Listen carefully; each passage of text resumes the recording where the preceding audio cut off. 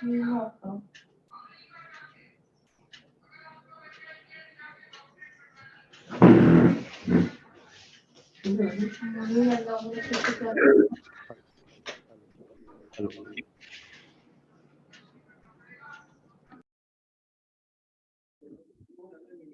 Hello. Hello. Check. Hello.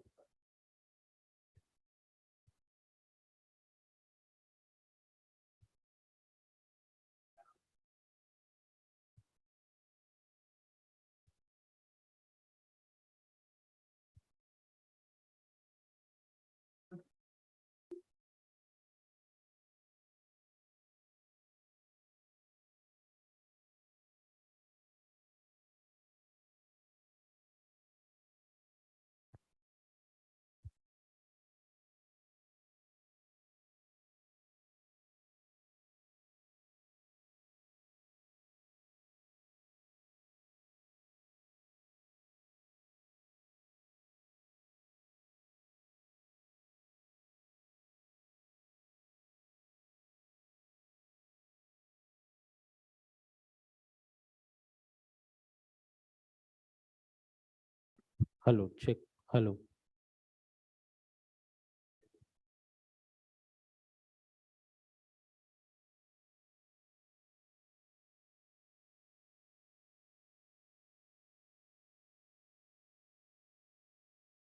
Hello. Check. Hello.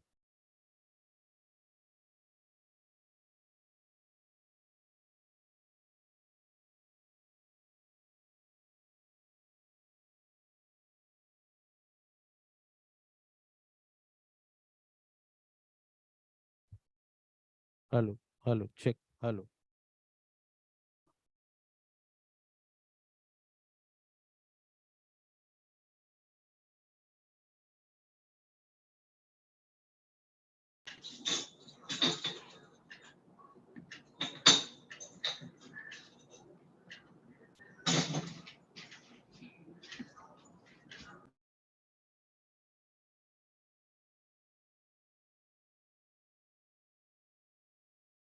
Hello. Check. Hello. Check. Hello. Check. Hello. Keep it at this.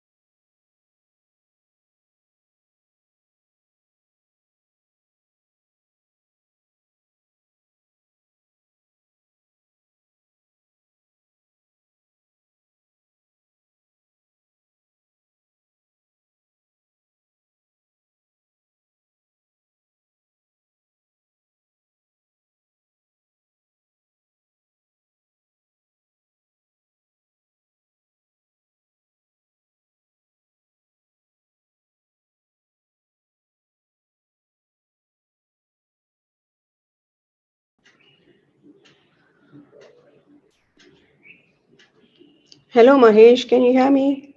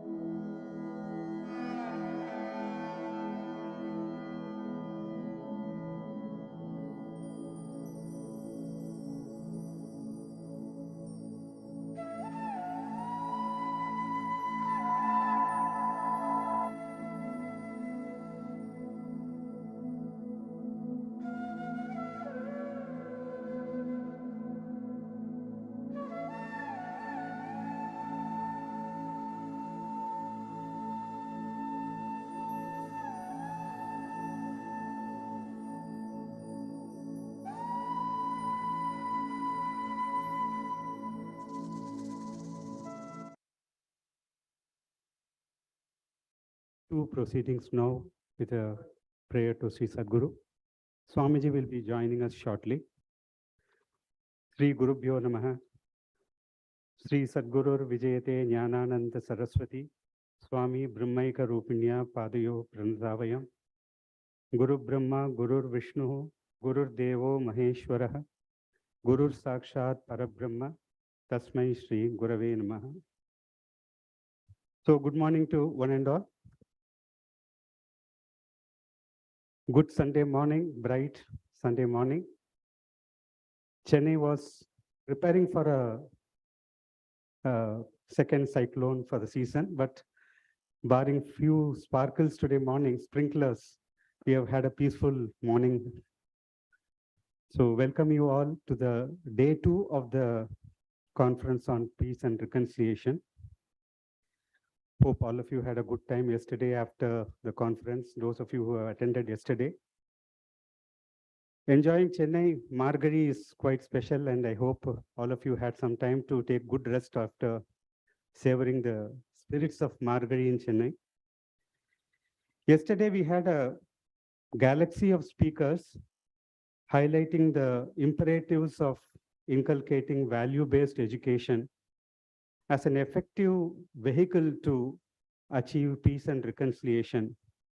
And surprisingly, and not surprisingly, I would say, across all religious paths, there was a convergence, wonderful convergence of thoughts advocating that it is imperative today in the present climate across the world to reach out to various options for achieving peace and reconciliation. And education is the primary thing where we hit at the root. Continuing the tempo set forth yesterday, we have 3 plenary sessions lined up today. The first will be a philosopher's session, and the second will be conflict resolution, and third will be sustainable development. And then that will be followed with a valedictory session. To set the ball rolling, let me first invite Sri Mahesh Venkatraman, chairperson of session 1. Mahesh may kindly take the dais. Mahesh Venkatraman is a engineer with over 34 years of experience in IT industry. He has held several senior positions across various organizations, Wipro, Infosys, TVS Electronics, and currently he is Managing Director, Technology at Accenture, responsible for application of artificial intelligence and machine learning software engineering. He is a visiting faculty at Indian Institute of Management, Kozhikode.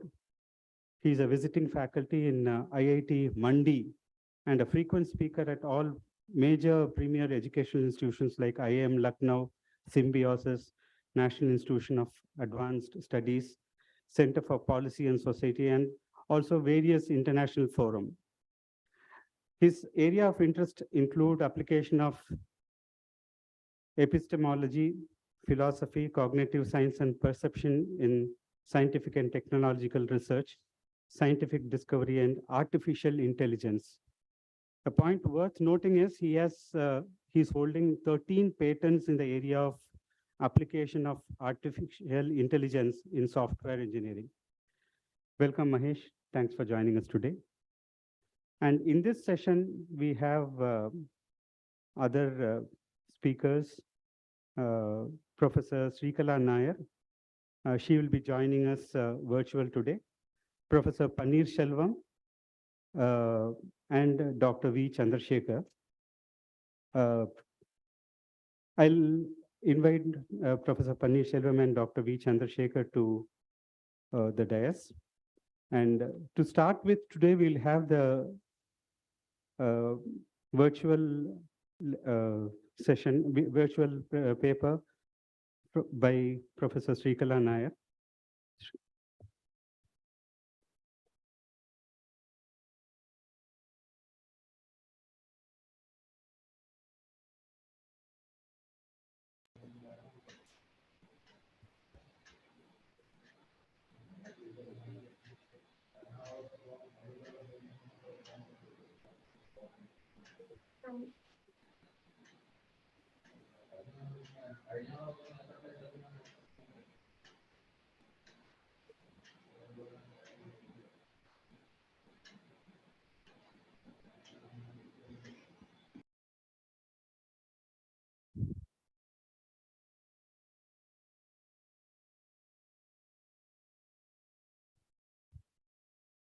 Speaker.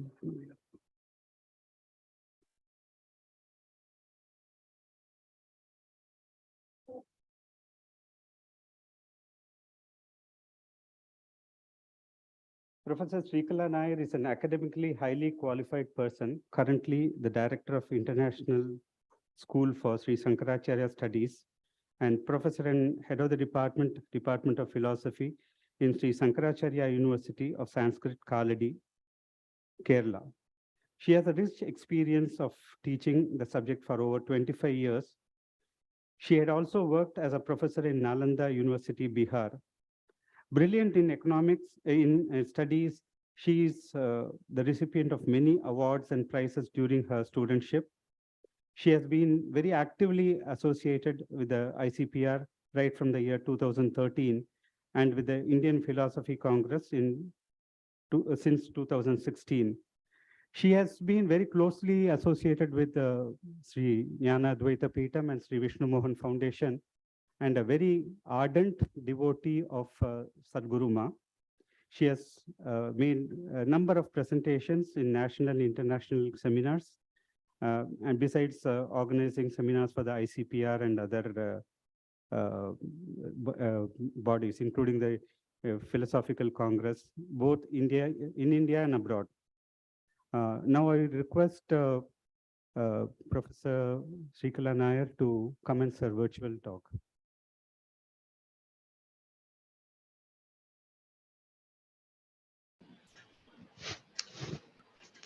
Shri Guru Bhyo Namaha. Am I audible? Can you hear me? Can you hear me? We are able to hear you loud and clear. Thank you. Oh, thank you. Oh, that's it. Shri Guru Bhyo Namaha. Pranams at the lotus feet of Shri Sadguru Jnanananda Saraswati. Pranams also to Guru Bhai Swami Shri Hari Prasad. I apologize for not making myself physically present there. Mantra poses, goddess poses. Due to severe asthma, I was stopped from traveling. And therefore, this virtual presentation, I see several familiar faces. I see Professor Paneer Selvam, Mahesh, Chandrasekhar, several of my friends there. I would have loved joining you all, but my poor breath and the ill health doesn't permit me to travel. But the topic that Swamiji has chosen fascinates me so much that I couldn't resist but venture despite my poor breath. Right education as key to peace is something, at the outset may seem tautological because no one can debate on it. It's not a topic of debate, particularly in a country like India where we all agree, as the welcome speaker was saying, that we have been debating on value education for quite some time, though very, very little. A lot of breath and a lot of ink has been spent, but we must all acknowledge, and we are all responsible for it. No one can shed the responsibilities. Very little has been achieved on it, and I take the primary responsibility as an academic who has served the nation for more than 28 years. I could do very little, though I have done my contribution at the personal level. But at the organizational level, things are very, very hard. We will come to that. So, right education is the key to peace, I see. Despite being a tautological assertion, because there is no topic for debate and no one ever entertains doubt on it, but that nevertheless it conceals within it two important issues. The first issue is what's right education, and the second is how does it root to peace. And we mostly, at least in the public spaces, I'm sorry I could not hear much, although I logged in a little bit since I had to conduct the examinations and certain other administrative responsibilities. I could not hear all the speakers yesterday. But I learned from the welcome speaker that a lot has been said on value education. But then, at least in the public space, there is wrong ideologies been spread on how right education brings peace. Probably I'll address this, or rather focus on this, how it is linked, how the right education is linked to procure peace in the society. So, friends, it's a topic that I always slip into as like any other academic in our country that you cannot resist but engage discussion on it, formally as well as informally. Every other academic who sits before me, or every other student or researcher, the prospective professor who sits before me, we slip into this kind of dialogue as to what is right education, how we should train the youngsters. So, therefore, today I'll share some of my thoughts, which I have been sharing uh, always formally as well as informally. Now, I have two intentions with this. The first is that, as I have said apologetically a little earlier, that we could do very little. And probably a collective thinking uh, along these lines might open fresh avenues to resolve the crisis. This is one reason. And the second is, to make myself feel lighter. You know, when issues that cannot be resolved at the personal end might sound better when get shared. Now, friends, it would be again redundant to say that Indian culture has a tradition, probably the single culture in the whole world, which can claim a tradition of education that existed to survive for several centuries here. It was refined, revamped, modified, contextualized, time to time in neat intervals. And that is why it has survived for several centuries. And here, what's peculiar about Indian education is that here disciplines survived in joint families. This is not what I've said. Rabindranath Tagore said that here in India, disciplines survived in joint families. There were no watertight compartmentalization between, say, for instance, Vyakarana Shastra and mathematics.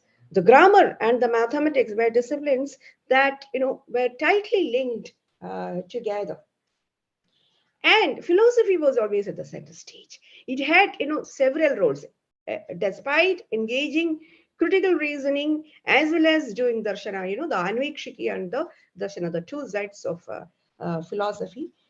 It also had to mediate between the disciplines, coordinate them, orient them, provide them value goals to all the disciplines. A discipline just cannot survive by itself. This is what is happening with science and technology today. Some 2 3 decades back, we used to hear science, the need for science to get value loaded, but today no one speaks about it because I do not know. These are larger issues that I don't want to step in. So, value orientation to discipline. Why technology has to be practiced? Or what are the values that one will have to imbibe while engaging in technology? So these were all the functions of philosophy. And I can model an institution, an ideal institution, how higher education should survive or function. And that is the ancient Nalanda. This is the best example. And if you know, I can speak for hours and hours together on Nalanda. They had a very strict entrance examination. It seems scholars used to stand on the both sides of the stairs, and then as the student climbs every step, there were questions were raised, and then if he is able to answer, then he can climb further and then pass out the entrance. And once he has been enrolled, he is the responsibility of the institution, and the funding and the well-being of the institution is the responsibility of the state and everyone who resides, the responsibility of the society as well. And if you have seen the relics of Nalanda, I'm sure most of you would have seen, it's surprising, kilometers long institution with a freshwater tank, with the rooms provided for the students. Then you have the debate halls, the classrooms, and the common prayer halls. And what I want to underscore here is that all that is essential for a student life, no luxuries. Now this is very significant, how a student should lead a life. Kakadrishti, kakacheshta, bagadhyanam, shwana nidra, tadhaivacha, alpahari, brahmachari. So this shwana nidra and alpahari, everything to the minimum, essential, is the principle for a student life. Now, these ancient centers of education was thus the temples where the young, the promises of the future were chiseled, polished, trained, and molded and made golden. And mind you, the whole exercise of this training was done away from the gaze of the society. It was a private exercise and kept away from the society. Quite like, let me give you an example. Think of a sculptor who is molding a sculpture. Now, when he is doing the exercise of molding, he hides everything. It is not for the public gaze because it's a private exercise. And nobody, even by sight, should not tamper it. This is the principle, quite like that. The training exercise should be kept away from the society, and it should be undertaken in a meditative mode by the trainer as well as the trained.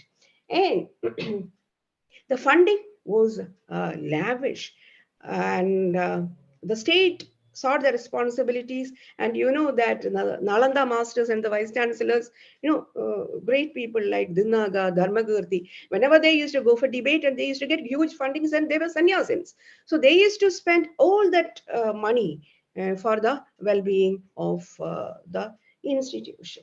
And so also the kings and the rulers. And what is most important is that students had no duties towards the society. Their single duty was to mold them, perfect them. And that is the time, the studentship is the time for self preparation or self making. And they had no duties to the society, but the society had all duties towards them. And I see it as the right way of upbringing. Today, you see, you look around, and then you will see. I'm also a university professor. I know what's happening around the student unions. Wrongly misperceive themselves as agencies socially responsible. No, not at all.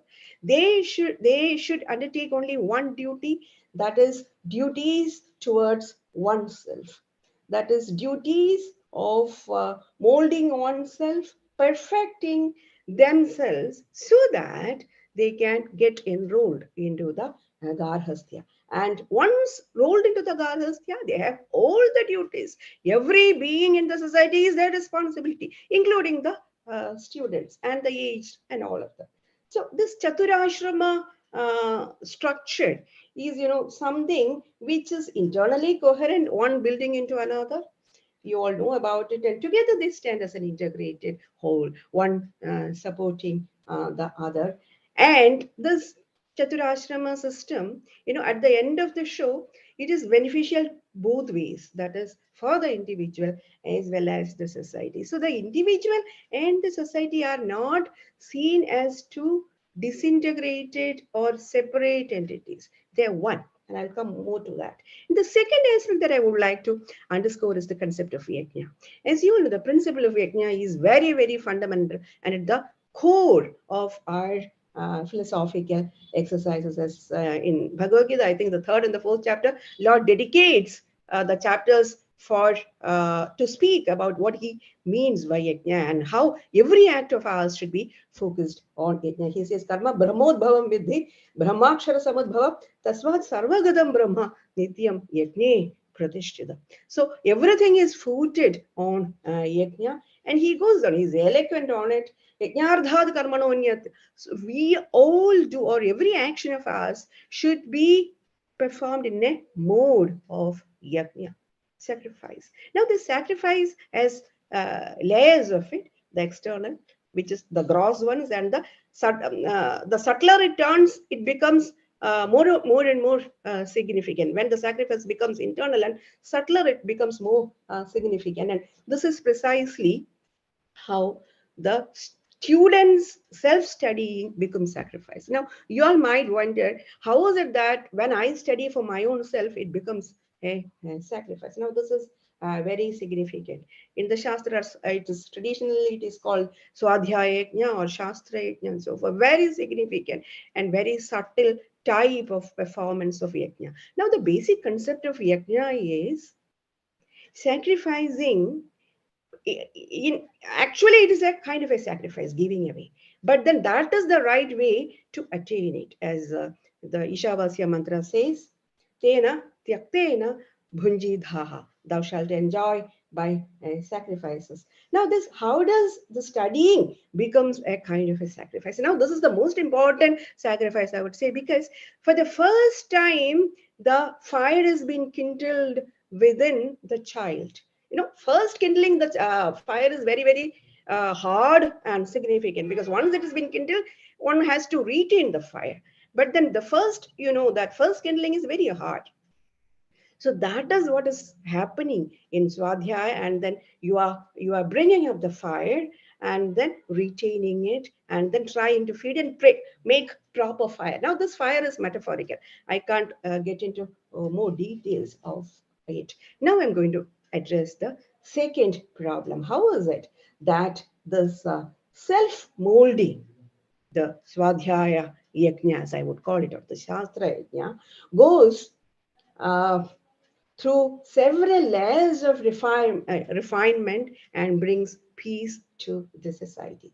First, let us note that Indian ontology does not consider the collective as real. Now, the society is very famously Shantideva, a later Madhyamaka scholar, I think later 6th or 7th century Madhyamaka scholar, who is an ethicist among the Madhyamakas. He in his Bodhicharya Avatara Sukta, he says, a continuum, a collective, just like things as in a series or in army or in forest, is unreal. Now, his goal is different. What he is trying to say is that, see, the individual, the persona doesn't exist. All that exists is the five skandhas, which will get disintegrated, and there is no self.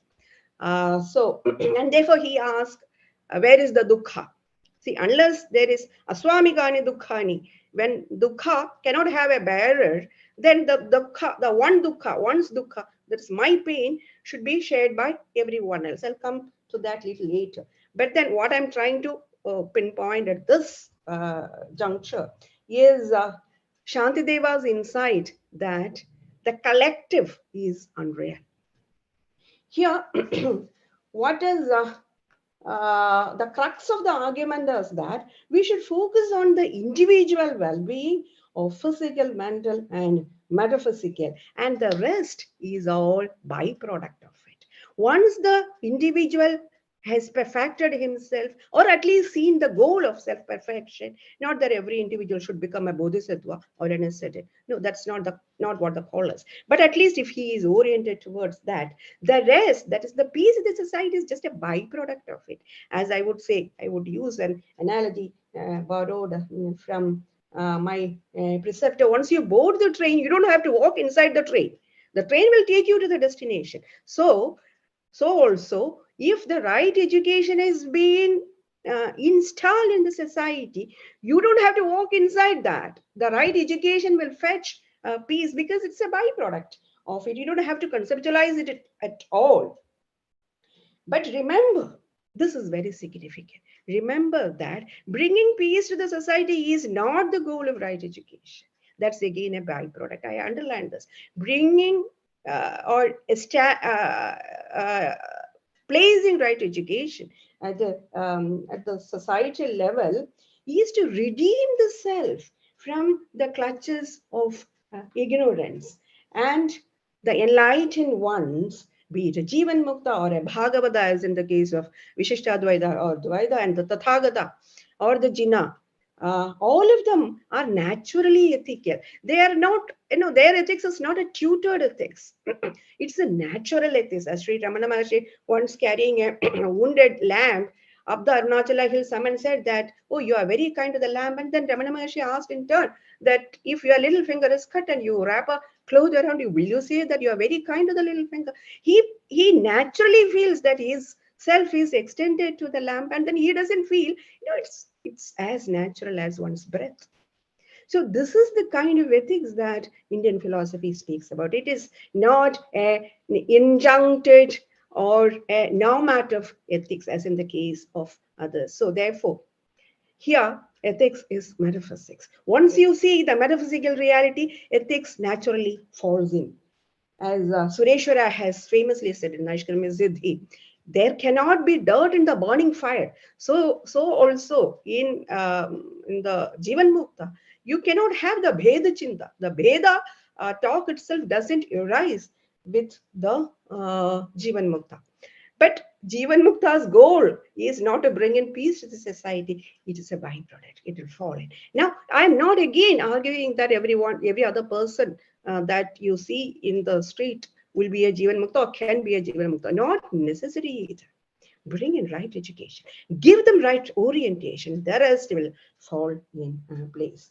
So in Mahayana tradition, there is a depiction of how the right understanding. I'm trying to expand a bit of how the metaphysics slip into ethics and then I'll wind up. In Mahayana tradition, there is a depiction of how the right understanding of reality, that is, that the real is Swabhava Shunya. In Mula Madhyamaka Karika, Nagarjuna beautifully speaks about the nature of the absolute reality and the nature of the empirical world. The absolute reality is Swabhava Shunya. It is Chatushkoti. It Vinirmukta transcends the Chatushkoti, the four possibilities of logic, and it is acausal, it is atemporal, as today's quantum physics Mahesh knows things better. So it is acausal, it is atemporal, and it is, and the empirical is pratitya samutpanna. This being asmin sati idam bhavati. This being that arises. So there is the causation is pratitya samutpanna. It looks apparently that one thing causes another. There is no real causation as such. This is what the master Nagarjuna speaks about. So this insight that the real is Swabhava Shunya, the real is Chatushkoti Vinirmukta, the real is a causal and atemporal, and the empirical is Pratitya Samutpanna, brings in compassion, a natural compassion towards every other being that you meet. I do not know whether I have time to speak about a word, or there is a great poet in Malayalam called Kumaranashan who has written a work called Karuna, in which he speaks about the life of a Ganika, Vasavadatta. I'm sure you all would have heard of it. Vasavadatta Ganika was enchanted by the beauty of Upagupta, who's a monk, Buddhist monk. She sees him on the street, and then she calls him up. Then he says, "I'll come later." And after years, Vasavadatta was thrown on the street, ill, as a destitute, and then Upagupta comes to her, and then she asks, "Why did you come at this time? My body is of no use." And he said, "This is the right time. This is the right time that I should have come." Because here the Karuna extends from the physical to the metaphysical. There is no demarcation between the physical and the metaphysical. So why these Tathagatas have so much of compassion towards them? Because they see that causality is apparent. It is not that she has done so and so wrong things and therefore she has been thrown onto the street. We evaluate it in that fashion, because the one who sees the pratitya samutpannatva, the 12 arrowed wheel and one being stuck to it, doesn't see an immediate link from the effect to the cause. I have no time to explain on that. So, friends, Mahayana speaks about Indra's wonderful net. I'll quickly speak about this metaphor and then the implications of it. Think of a net that has been drawn onto the cosmos. The cosmos is limitless, infinite. And in this infinite cosmos, a net has been drawn. And with, that stones are tied onto every end of the net so that it hangs proper. So at the end of every net, every corner, there is a jewel been hung. And what is the uniqueness of this jewel is that in every single jewel, which is again infinite number, all the other jewels are being reflected. Now, the suggestion is that the world is interrelated. Now, Shantideva says that presume that there is a fleck of red, that is some dukkha, some ailment in one part of one single jewel that gets reflected in the whole of other jewels because everything gets reflected in one. Now, this mirroring, Ramachandran, contemporary consciousness research has spoken about this mirror neurons. So this mirroring that, that's been something proved. And all of us know if somebody, pulls a face and sits before you, immediately it falls onto to yourself. And, it depends on how transparent you keep yourself. So this insight that the world is shrunk or interrelated brings in a kind of uh, the universal dimension of yourself. When you realize that, I'm speaking within Buddhism, when there is no persona for you, the self expands to everything. This is what Nagarjuna speaks about. The self expands to the whole of the cosmos. And for this, as in the case of Advaita, as in the case of to become a Bhagavata, rigorous practices are required. You'll have to keep yourself so very transparent. Uh, and, you know, different routes are there. They would say that you will have to scratch the self. Someone would say you will have to expand the self. The methods are different. But then all these methods are, as the Sadhguru says, at the top of the hill, as you climb the hill, paths may look different. But at the top of the hill, all of you would have climbed at the same point. So to sum up, friends, when one has realized that the absolute is Swabhava Shunya and the empirical is Praditya Samutpanna, one must filled with an irresistible compassion, a compassion that radically reforms or transforms one's very existence. And this is what is called the right education. And you have seen how it brings peace. I don't have to speak more about it. It's a byproduct, it follows it. And peace is to be attained again, not by silencing the conflicts in the society. That's the wrong method.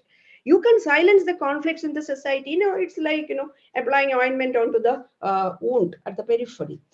You're just wasting your time. But by silencing the conflicts within the self, because as I have said, the individual is primary. As Shantideva has said, the collective is illusory. So let us start by silencing the conflicts within the self. When the self is calm, the rest of the world will fall calm. As Lord Krishna has said, Esmano dvijade logo, logano dvijade chayaha, harsha marsha bhayo dvege, mukto yasachame priyaha, sthita prajna lakshanaha.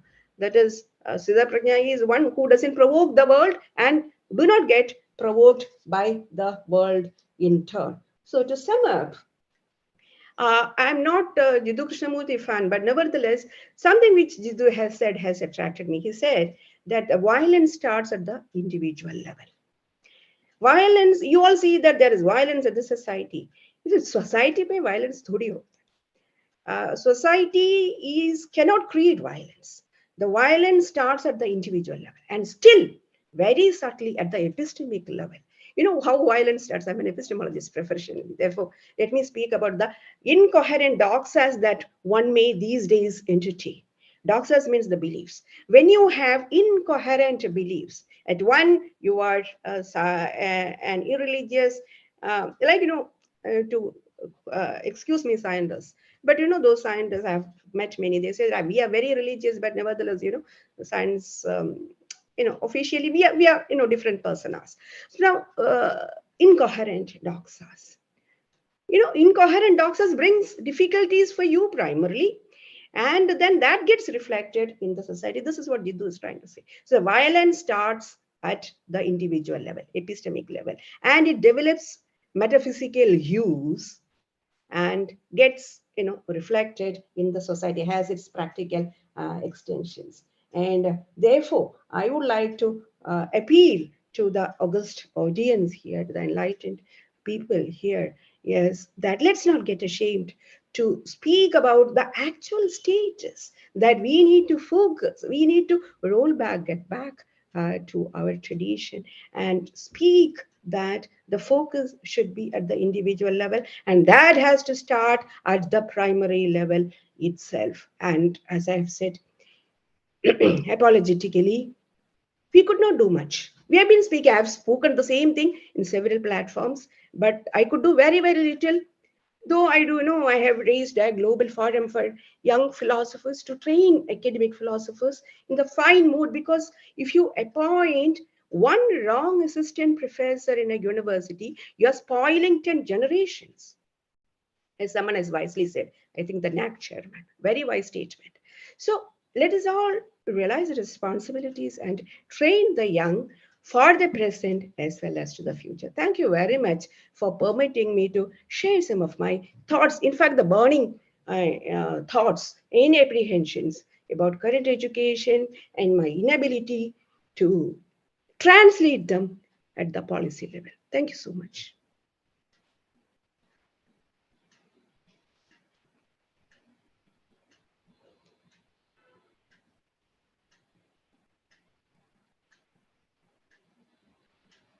Thank you very much, Vikalaji. Archie Sinha here from Patna. Very nice talk in the morning.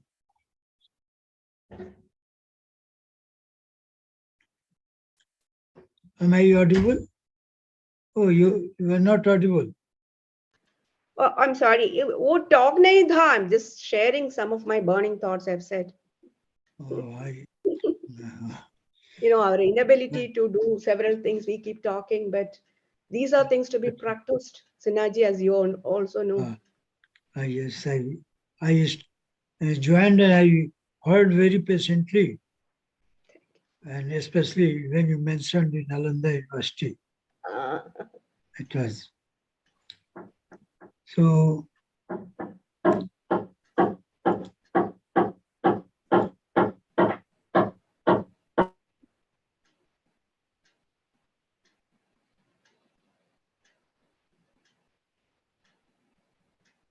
young stage value orientation, and that ultimately it will transform into a byproduct in the form of peace and reconciliation.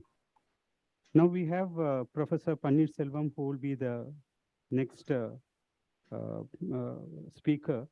Professor Panir Selvam has been with Sri Gnana Advaitha Peetam right from the early years, and Professor Panir Selvam is a former professor and head of Department of Philosophy, University of Madras. He has functioned as chairperson, School of Philosophy and Religious Thought in the university. He is a very staunch devotee of Her Holiness Sadguru Swami Nyananda Saraswati Ma, and has been involved with the Sri Vishnu Mohan Foundation in many seminars. He was also the General Secretary of the IPC and also the General Secretary of Chennai Philosophical Forum now. He has written over 85 research papers. Many books have been authored by him and co-authored few books.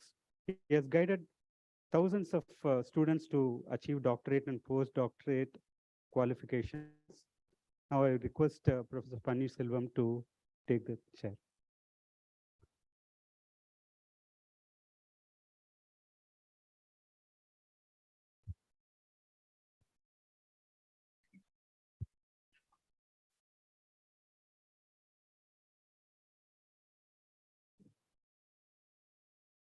Pranam Sadguru.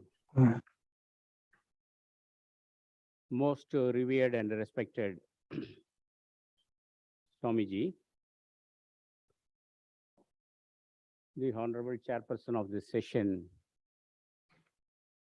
Dr. Mahesh ji, my good friend Professor Chandrasekhar,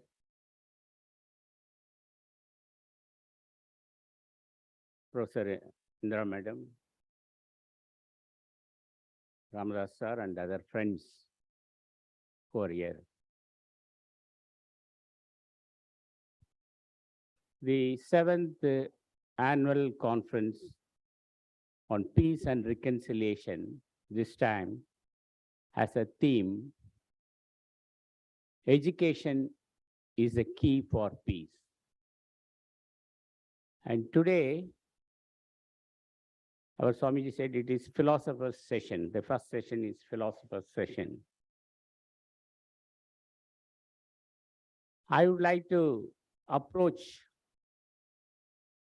the concept of education from the perspective of a philosopher. How does a philosopher look at education, or how you should look at education? Because all of us know philosophy consists of reflection on man's experience in relation to himself. But when we say it is a reflection of one's own experience, we have to understand to what type of philosophy is prescribing to. Whether philosophers are prescribing the armchair philosophy, which is of no use today, or philosophy should be socially oriented. So philosophers who talk about socially oriented education or social oriented education has a focus on society, how society should develop a type of education which can help to develop the personality of the individual. So a philosopher's approach is entirely different from the other understanding towards education. In fact, Dr. Radhakrishnan, who is a well-known educationalist, talks about the significance of education in the context of philosophy, or vice versa. Thus saying, ultimately it is philosophers who can give a proper direction to education. You might have read the recently formulated the education policy of the government, wherein philosophy and culture is focused very much. In fact, the ICPR, which was functioning under the chairmanship of Professor Asi Sinha, organized many online meetings on the new education policy 2020. And we have discussed that elaborately in ICPR. Namaste. Because this mode of understanding, this education policy of the government, has many salient features which can combine both philosophy and culture. Thus, they are giving a suggestion that philosophy and culture can alone give a proper methodology for education. So this has to be kept in mind. So how do we understand philosophy?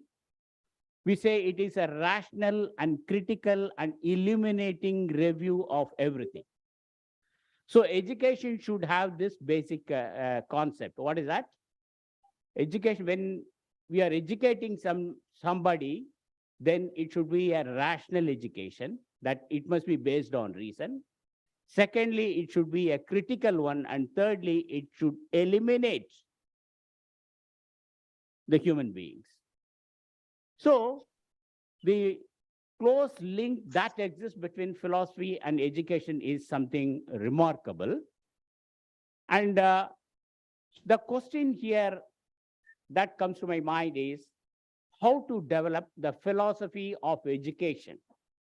Because the philosophy of education is one of the important themes that is discussed by various thinkers, especially in the West. John Dewey has written something on philosophy of education. And of course, in India, from the ancient period up to the present, we have great thinkers who have contributed substantially for the philosophy of education. Now, the philosophy of education must conceptualize something Swamiji is coming, so we welcome our Swamiji. Swamiji, namaskaram. Namaskaram.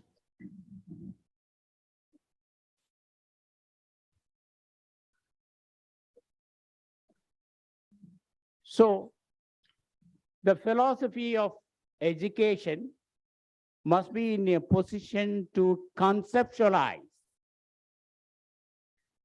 Now, in schools also, we know that students are taught how to conceptualize.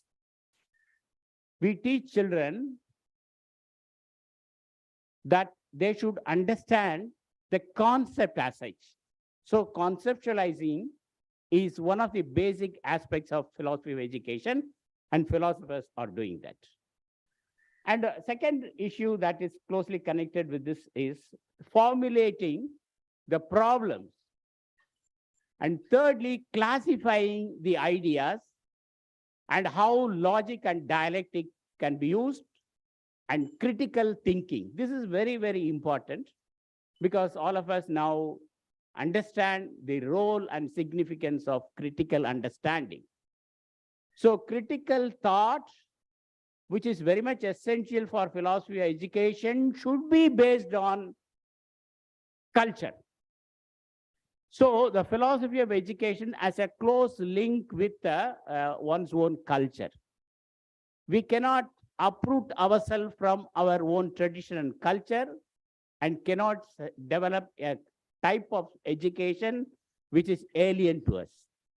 In fact, in ICPR conferences, we used to talk about decolonizing Indian philosophy, because it's a high time, because we have been serving under the colonial masters and they have trained our mind in such a way that we have to follow their concept of education. We have to come out of that. So this is very much essential, provided, this is very much essential and one can understand the significance of it, provided our education is based on our culture and also on spiritual elements, which is a basis for the Indian tradition. So in Indian philosophy of education, I would say self-awareness is very important. If we can develop a philosophy of education which is based on self-awareness, then many of our problems arise in society can easily be solved. For example, if you read the philosophy of Shankara, one can understand how he makes a distinction between the self and the not self. That is the sphere that which is referred to as I, and the sphere which is referred to as thou. So only a self-realization, or once we make a distinction between self and not self, we can understand the real concept of education. Now, in many platforms, we talk about philosophical counseling, because philosophical counseling is a part of philosophy of education.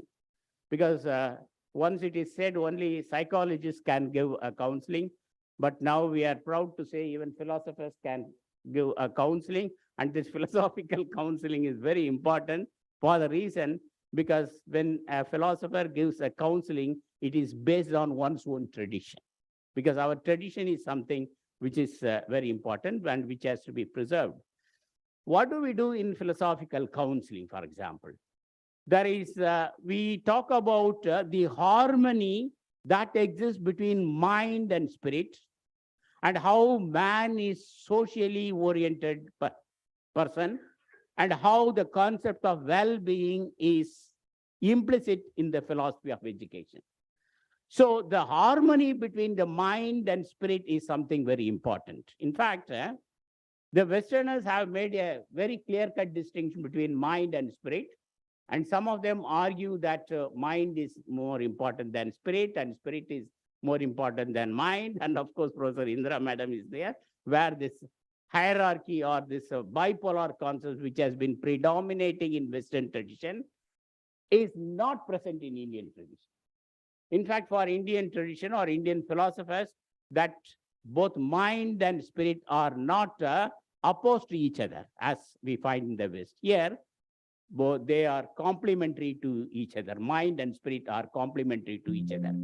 Why they are complementary to each other? The reason is that by showing the inner harmony that exists between mind and mind and body or matter, we can develop the well-being of the society.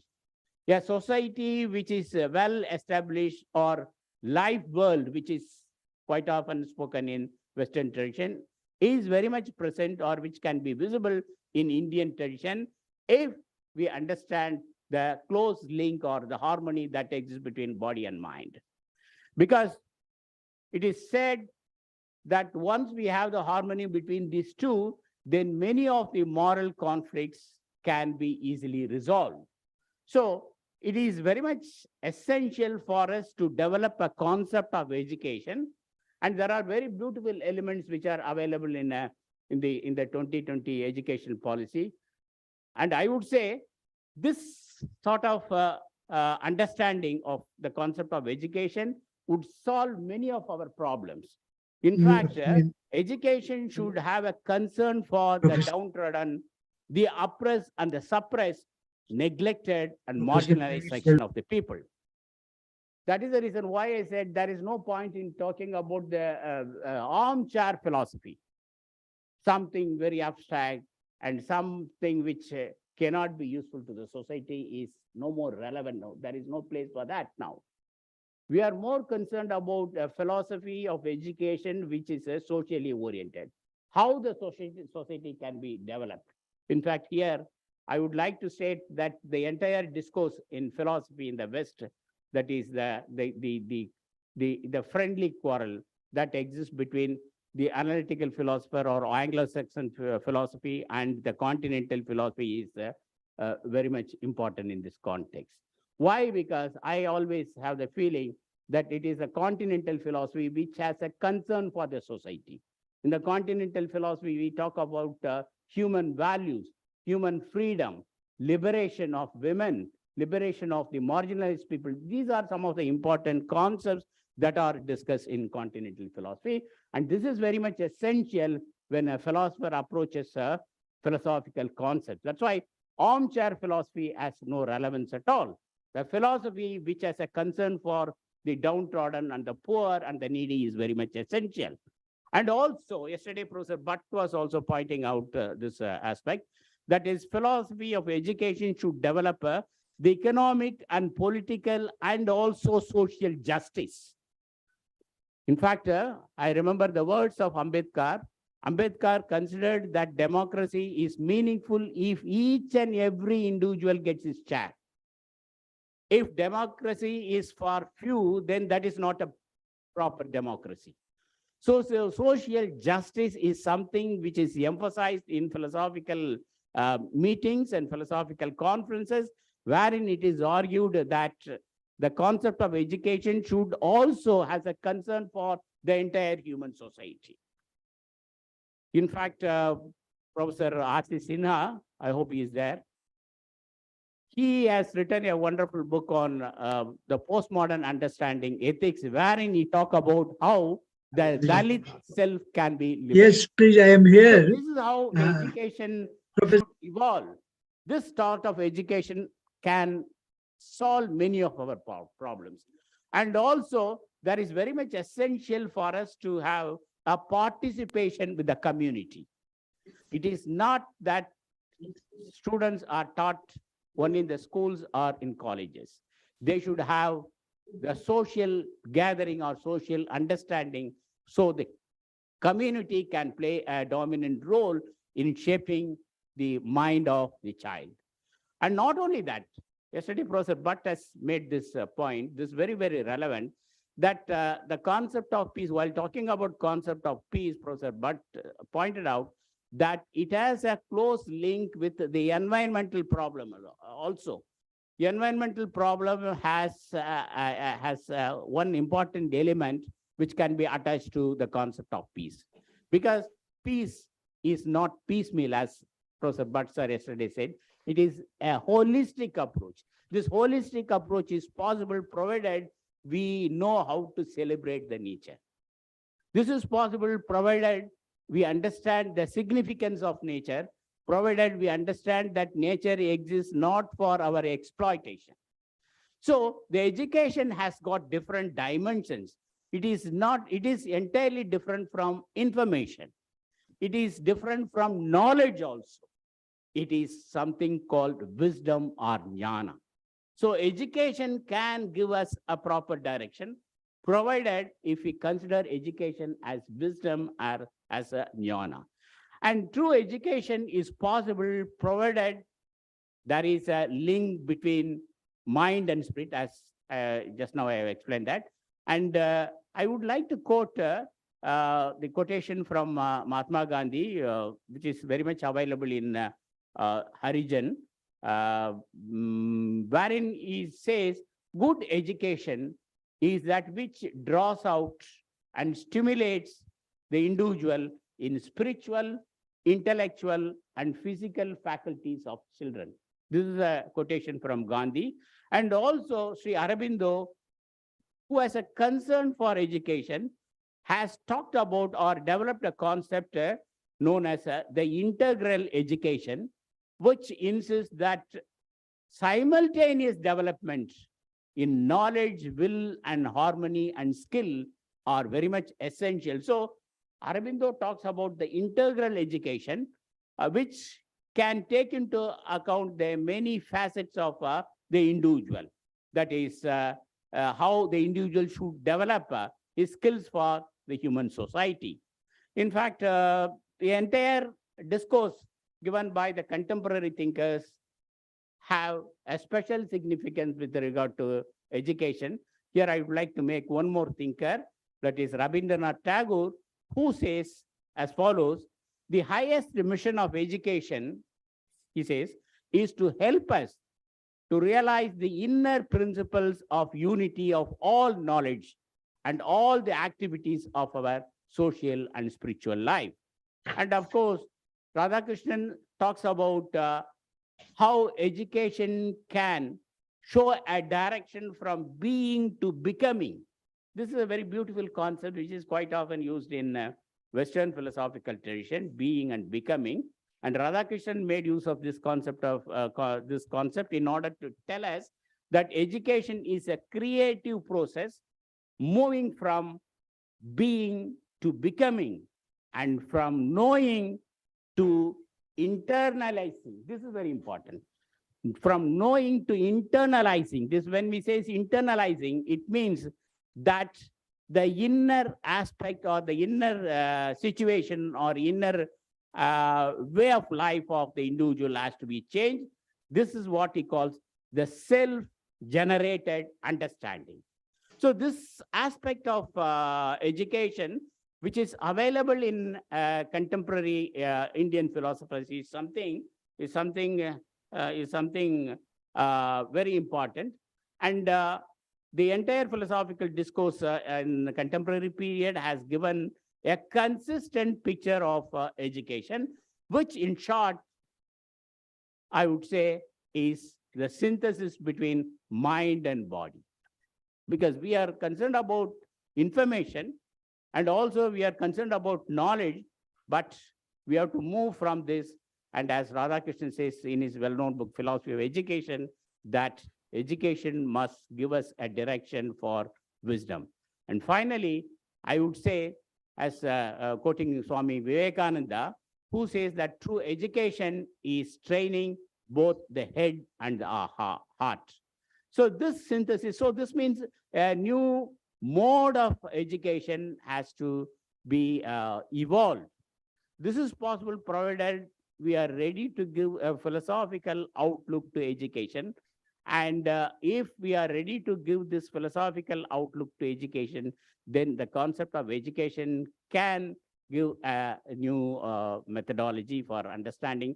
In fact, if you read our Indian Tamil tradition, Tiruvallur is one who spoke about education in detail. Of course, in Purananur also there is a reference to education. So the entire literature, Tamil literature, whether it is Tamil literature or Sanskrit literature, they talk about the significance of the Vedic education, the Upanishadic education. All this clearly show that the education in Indian perspective is something remarkable, wherein there is a synthesis between both body and mind.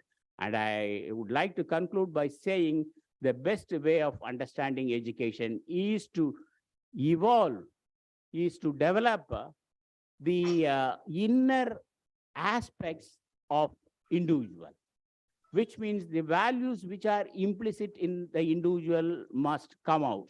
That should be the proper way of education. Of course, here I would like to quote J. Krishnamurti, who has given a new methodology for understanding. So the entire discourse, both the ancient period as well as the contemporary modern period and contemporary period in India, they have given us a proper mode of understanding of education. And I would like to conclude here, and I thank you very much for your patient listening. Thank you. So thank you very much, Professor Panneerselvam. Oh, இதுதான் note அனுப்பிச்சிங்களா? நான் என்ன முடிக்க சொல்றீங்கன்னு நினைச்சு முடிச்சிட்டேன் sir.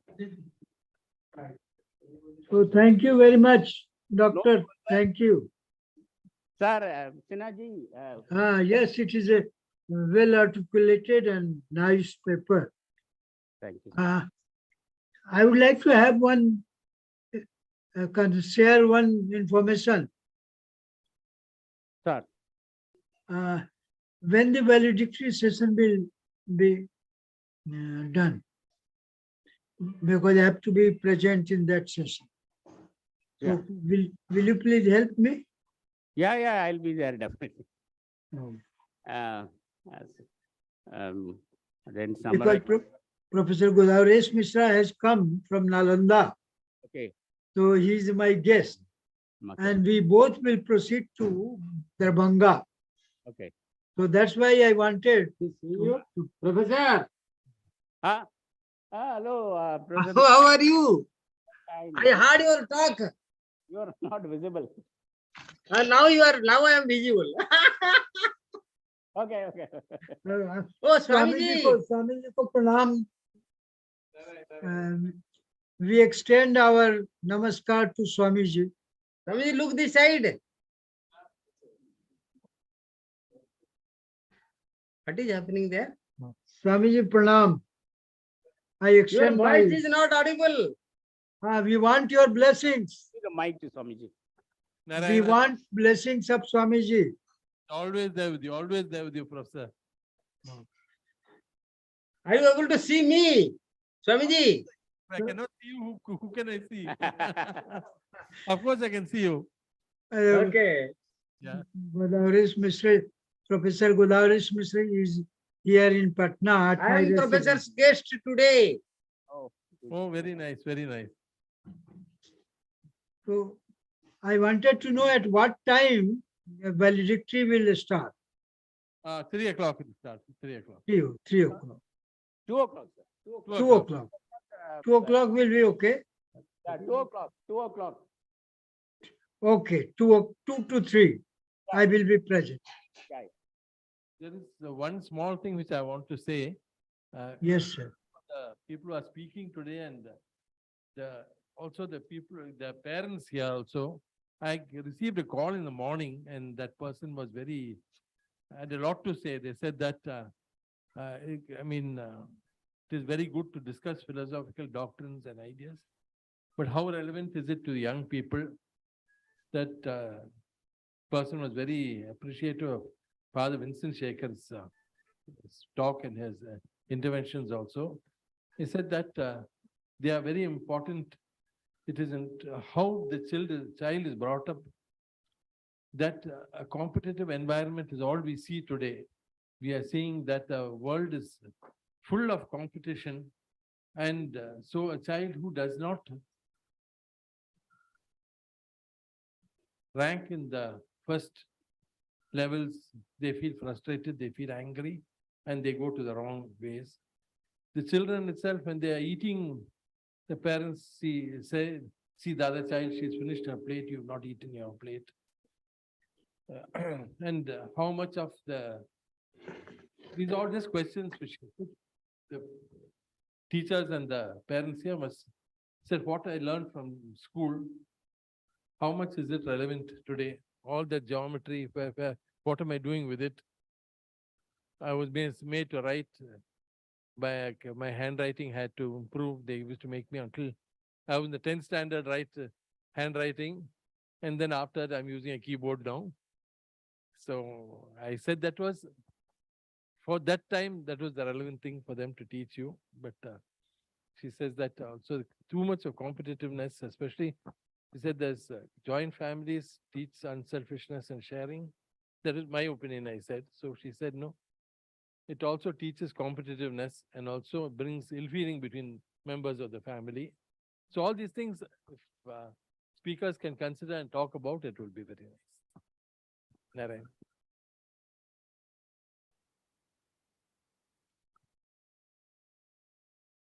Yes, sir.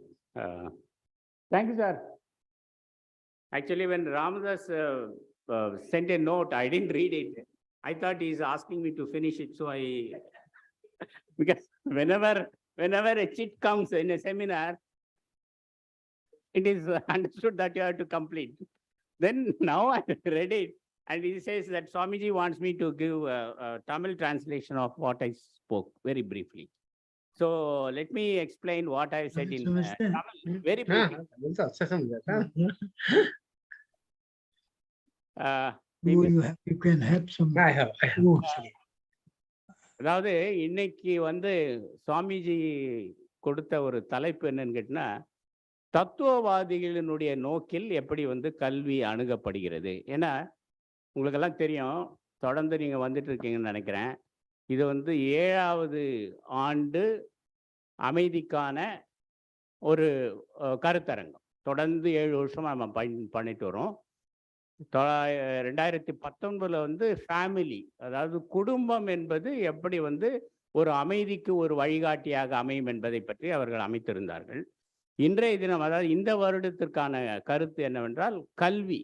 கல்வி எப்படி அமைதியை நோக்கி நம்மை இட்டு செல்லும் என்ற பாதையில் அவர்கள் அந்த கருத்தரங்கை அமைத்து இன்றைய தினம் காலையில் பேசின 2 பேர் பேசணும். இன்னொருத்தர் professor Chandrasekhar, Vivekananda college professor, அவரும் ஃபிலாசபர். ஸோ தத்துவ நோக்கிலே எப்படி கல்வி, அவர்களுடைய பார்வையில் எப்படி கல்வி இருக்க வேண்டும் என்ற முறையிலே ஒரு நல்ல முறையிலே அவர்கள் அமைத்திருந்தார்கள். என்னை பொறுத்தவரையில் தத்துவ நோக்கிலே எப்படி கல்வியை அணுக வேண்டும் என்றால், தத்துவவாதிகள் எப்படி பார்ப்பான்னு கேட்டிங்கன்னா, அதாவது மேலை நாட்டு தத்துவத்தில் ஒரு வித்தியாசம் இருக்கிறது. என்ன வித்தியாசம் கேட்டிங்கன்னா, மைண்ட் அண்ட் பாடின்னு சொல்லுவோம். மனது ஒரு பக்கம், இன்னொரு பக்கம் இந்த பருப்பொருள் ஆகிய இந்த உடல். இந்த இரண்டுக்குமே இதில் 2ல் ஒன்று மட்டும்தான் உயர்ந்ததுன்னு ஒரு கருத்து பொதுவாக சொல்லுவோம். ஆனால் இந்திய தத்துவ ஞானத்தை பொறுத்தவரையில் இந்த மனது ஆகட்டும், உடல் ஆகட்டும், உடல்னு பருப்பொருள் வச்சுக்கலாம், மைண்ட் அண்ட் பாடி, இரண்டுமே இணைந்த ஒன்றுக்கொன்று அவை மாறுபட்டதில்லை. இவை இரண்டுமே இணைகின்ற ஒரு முறையிலே தான் கல்வி என்பது நமக்கு அமைய வேண்டும் என்பது தான் நம்ம இந்திய தத்துவவாதிகள் வேத காலத்திலிருந்து இன்றைய காலத்தில் வரை டாக்டர் ராதாகிருஷ்ணன் வரை சொல்லியிருக்கின்றார்கள். அந்த முறையிலே பார்க்கின்ற பொழுது ராதாகிருஷ்ணன் போன்றவர்களும், ரவீந்திரநாத் தாகூர் போன்றவர்களும், ஜெய கிருஷ்ணமூர்த்தி போன்றவர்களும், மகாத்மா காந்தி போன்றவர்களும் இந்த ஒரு முறையிலே தான் கல்வியை அமைத்திருக்கார்கள். அப்போ கல்வியியல், அதாவது பிலாசபி ஆஃப் எஜுகேஷன் என்று பார்க்கின்ற பொழுது இந்த கல்வியியல் சமுதாயத்திற்கு பயன்பட வேண்டும். வெறுமனே புத்தகங்களை படித்து படித்து படித்து படித்து அப்படியே தெரிஞ்சுக்கிற அந்த அறிவு மட்டும் நமக்கு தேவையில்லை. நமது மனதை வளர்த்தெடுக்கின்ற ஒரு உண்மையான கல்வி முறை தான் ஒரு கல்வி முறை என்றுதான் நம்முடைய இந்திய தத்துவ ஞானத்திலே விரிவாக சொல்லப்பட்டிருக்கின்றது. எனவே அது எப்படி அமையும் என்று கேட்டால், நம்முடைய கலாச்சாரம், பண்பாடு, வேல்யூஸ், இந்த விழுமியங்கள் என்று சொல்கிறோம், இந்த வேல்யூஸ், இவைகளினுடைய அடிப்படையிலே தான் ஒரு கல்வியானது அமையும். அதை விடுத்து வெறுமனே இப்போ கம்ப்யூட்டர் சயின்ஸ் படிக்கிற பிள்ளைங்க இருப்பாங்க, அவங்க தான் ரொம்ப புத்திசாலின்னு நம்ம சொல்லிட முடியாது. ஏனென்றால் எல்லா ஒரு தச்சர் ஒரு வேலையை செய்கின்றார் வச்சுங்க, ஒரு அழகான ஒரு நாற்காலியை செய்கின்றார், அவருக்கு இருக்கின்ற அறிவு ஒரு மிகச்சிறந்த அறிவு. எனவே அந்த புக்கிஷ் நாலேஜ் என்று சொல்லப்படுகிற புத்தக அறிவு மட்டுமே ஒரு உயர்ந்த அறிவாக நாம் கருத முடியாது என்ற முறையிலே தான் இந்திய தத்துவ ஞானத்திலே ஒரு ஆல்ரவுண்ட் டெவலப்மெண்ட், எல்லா வகையிலும் ஒரு மனிதன் ஆனவன் வளர வேண்டும், அதுதான் உண்மையான ஒரு கல்வியை தரும் என்பதுதான் ஸ்ரீ அரவிந்தோ போன்றவர்கள்லாம் நமக்கு எடுத்து சொல்லினார். இதை வேத காலத்திலிருந்து நாம் பார்க்கலாம். அதே போலவே தமிழுடைய இலக்கியங்கள்லேருந்து புறநானூற்றில் பார்க்கலாம். அதே போல மிகச்சிறந்த உதாரணம் எது என்றால் திருக்குறள். உங்களுக்கெல்லாம் திருக்குறள்ல வந்து அந்த கல்விக்காக அதிகாரங்களே ஒதுக்கப்பட்டிருந்தது. கல்வி கற்றவர்கள், முகத்தில் கண்ணுடையவர்கள், கல்லாதவர்கள், புண்ணுடையவர்கள் என்ற முறையிலே சொல்லுகிறது. இன்னும் சொல்ல போனால் கல்வியை தெரிந்தவன் அவனுடைய 7 பிறவிக்கும் அவனுக்கு ஒரு வழிகாட்டியாக அமையும் என்ற முறையிலே கூட திருவள்ளுவர் அமைத்திருக்கின்றார். எனவே இந்திய தத்துவ ஞானமாக சரி அல்லது தமிழ் தத்துவத்திலும் கூட இந்த கல்வியினுடைய ஒரு சிறப்பான முறை நமக்கு எடுத்துக்காட்டப்பட்டு இருக்கின்றது. அப்படி பார்க்கின்ற வகையிலே இந்தியாவிலே கல்விக்கென்று ஒரு சிறப்பான இடத்தை, அதாவது ஒரு புதிய முறையிலே கல்வியை அணுக வேண்டும் என்ற முறையிலே நமக்கு கல்வியை அமைத்திருக்கின்றார்கள். உதாரணமாக சுவாமி விவேகானந்தர் எடுத்துக்கொண்டார். அவர் சொல்ல மைண்ட் ரொம்ப ஸ்ட்ராங்கா இருக்கணும், அதே போல பாடியும் ரொம்ப ஸ்ட்ராங்கா இருக்கணும். உங்களுக்கெல்லாம் தெரியும், சுவாமி விவேகானந்தர் சொல்றார், ஒரு 100 இளைஞர்களை கொடுங்கள், இந்தியாவுக்கு நான் சுதந்திரம் வாங்கி தருகிறேன், இந்தியாவை மீட்டெடுப்பேன் என்ற முறையிலே பேசியிருக்கிறார். எனவே உடலையும் வளர்த்து கொள்ள வேண்டும், உள்ளத்தையும் வளர்த்து கொள்ள வேண்டும். அதுதான் உண்மையான கல்வி என்ற முறையிலே நம்முடைய தத்துவவாதிகளும் ஆன்மீகவாதிகளும் மற்ற தலைவர்களும் நமக்கு எடுத்து சொல்லி இருக்கிறார்கள். இதுதான் நான் பேசிய அந்த ஆங்கில உரையினுடைய மிக சுருக்கம் என்று சொல்லி அமைகின்றேன். நன்றி, வணக்கம்.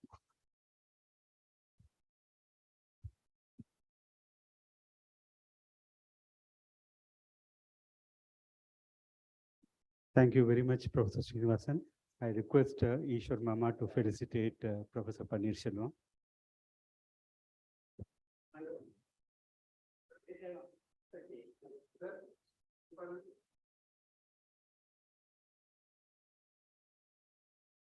The next speaker today morning will be Dr. V. Chandrasekhar. A brief introduction of Dr. Chandrasekhar. He is Associate Professor of Philosophy at Ramakrishna Mission Vivekananda College, Chennai, and he has been serving this institution since 1996. He is also the controller of examinations of the college since 2017, and he is the IQAC coordinator for the Vivekananda College. He is a MA, MPhil, PhD in philosophy, and he has cleared 8 semesters in German language from the Max Muller Bhavan.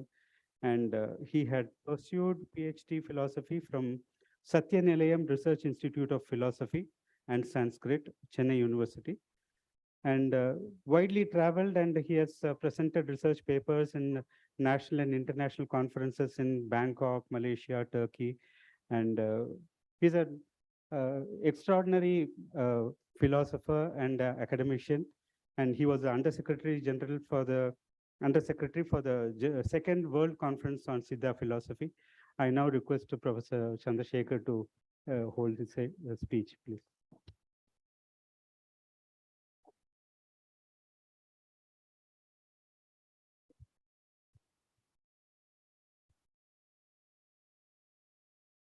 Pranams to Swamiji, respects to my teacher, Professor Paneerselvam sir, respected chairperson, honorable dignitaries of the dais.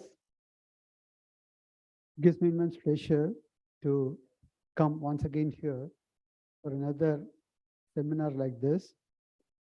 In fact, one of the earlier conferences on peace and conflict resolution, I could not be present, but sir asked me to provide an article for the publication. So that's the first thing, and now second I'm coming here. I'm really happy, and thanks to Swamiji for inviting me for this particular congregation. Because it really gives immense pleasure. Now, apart from our administration, you all know what it is to be you all know what it is to be in the administration level, always looking to papers and discussions, and coming into discussions like this, and philosophical discussions, which I enjoy. I'm really happy about it, and I thank Swamiji when he spoke to me. I immediately agreed. I said it will be a real enrichment for me at the first sight. So I'm really happy to be here. And in this context, Professor Paneerselvam has laid a very good path for me on the philosopher's note with Tirukkural and all. So as is mentioned about body, mind, and I had that part only in my preparation. So I'm really thankful to you, sir, about it. Okay, now go to the next one. Okay, I'll do it. Yeah. Because I just wanted to start the whole session with the Shanti Mantra, Sahana Bhavatu. Please play it. You can just click it, play it. Yeah, just play it from there. Sahanavavatu Sahano Bhunaktu Sahaviryangkaravavahai Tejasvinavadhitamastu ma vidvijavahai Om Shanti Shanti Shanti Now, Om now why I wanted to start with this is for two things. The need for education is togetherness. And the other one is peace, that you heard it at the end, Shanti, Shanti, Shanti. If you go to the meaning of what education is understood right now and what education should be and how it can be related to peace, this is what my area is. When you go into this particular shloka, it talks of how it prays for togetherness, how we live together, may we live together, may we work together, may we perform together, to all well-being and togetherness. This is what the whole thing. But then the last Om Shanti, Shanti, Shanti. In fact, I'll be coming later. The term for peace, whether it is Arabic or Hebrew or Sanskrit, it all means two things. The two things are not different from each other. I mean, they're not one avoiding the other. It can be together or one of them can be. Like, for example, avoidance of violence or the coexistence of harmony, peace, etc. So therefore, it can be both of this or any one of this, as per the meaning of the term peace. So with that introduction, I want to go into this. Some notes I want to place here. Next one. Yeah. The former Prime Minister of Australia, Julia Gillard, she had mentioned two things on education. I quote, education reduces poverty, improves health, increases gender equality, boosts economic growth. Education is an investment that pays dividends in many generations, too many generations. Another quote, education is an investment in peace, security, and economic prosperity. And we should tell the world leaders this. These two are important things. What it means is that people have understood lack of war after the Second World War as the result of spread of education. Next one. Here, is it lack of war?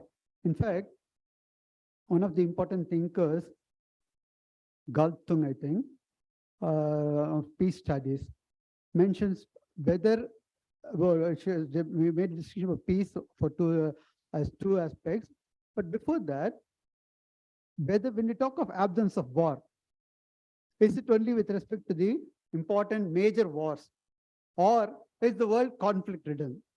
These two things. Of course, we do not have any war after Second World War, major wars.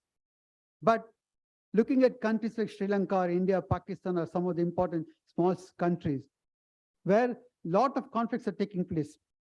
Now, when we talk of peace, is it absence of war or absence of even conflict? In which way should we take? Here, of course, I just looked into one internet article where 10 principles have been mentioned as to how education can promote peace. Number one, education boosts confidence, because once you have confidence, then you have the sense of fearlessness and it can instill optimism. Number two, education promotes independent thinking, where it helps us to avoid the beaten track. Always when a person goes in one way, whole society wants to go into that way.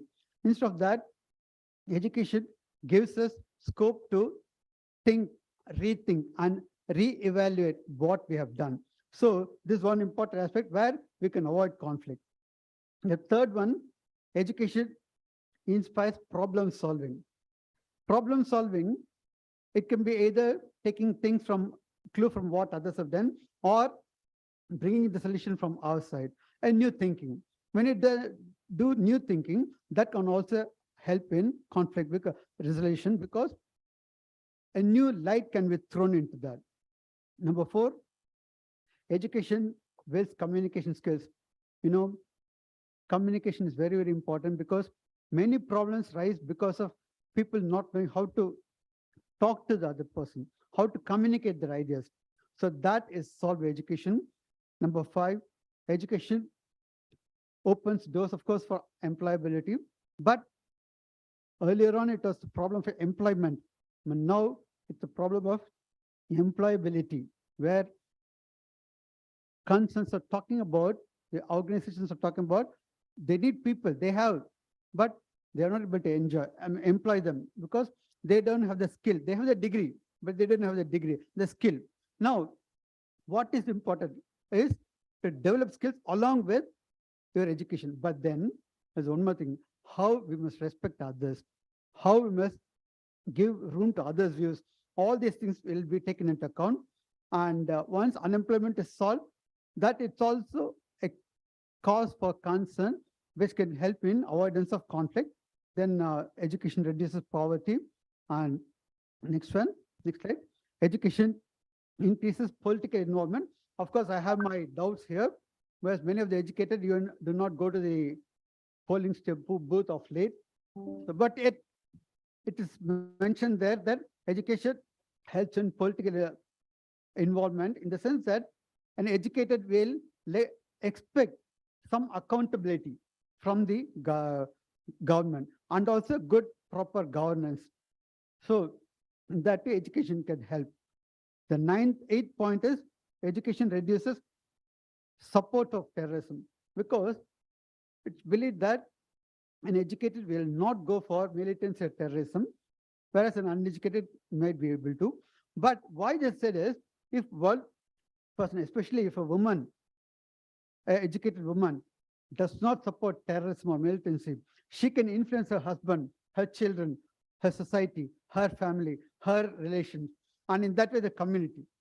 So in that way, that can be a very important factor for reduction of terrorism and militancy. Next one.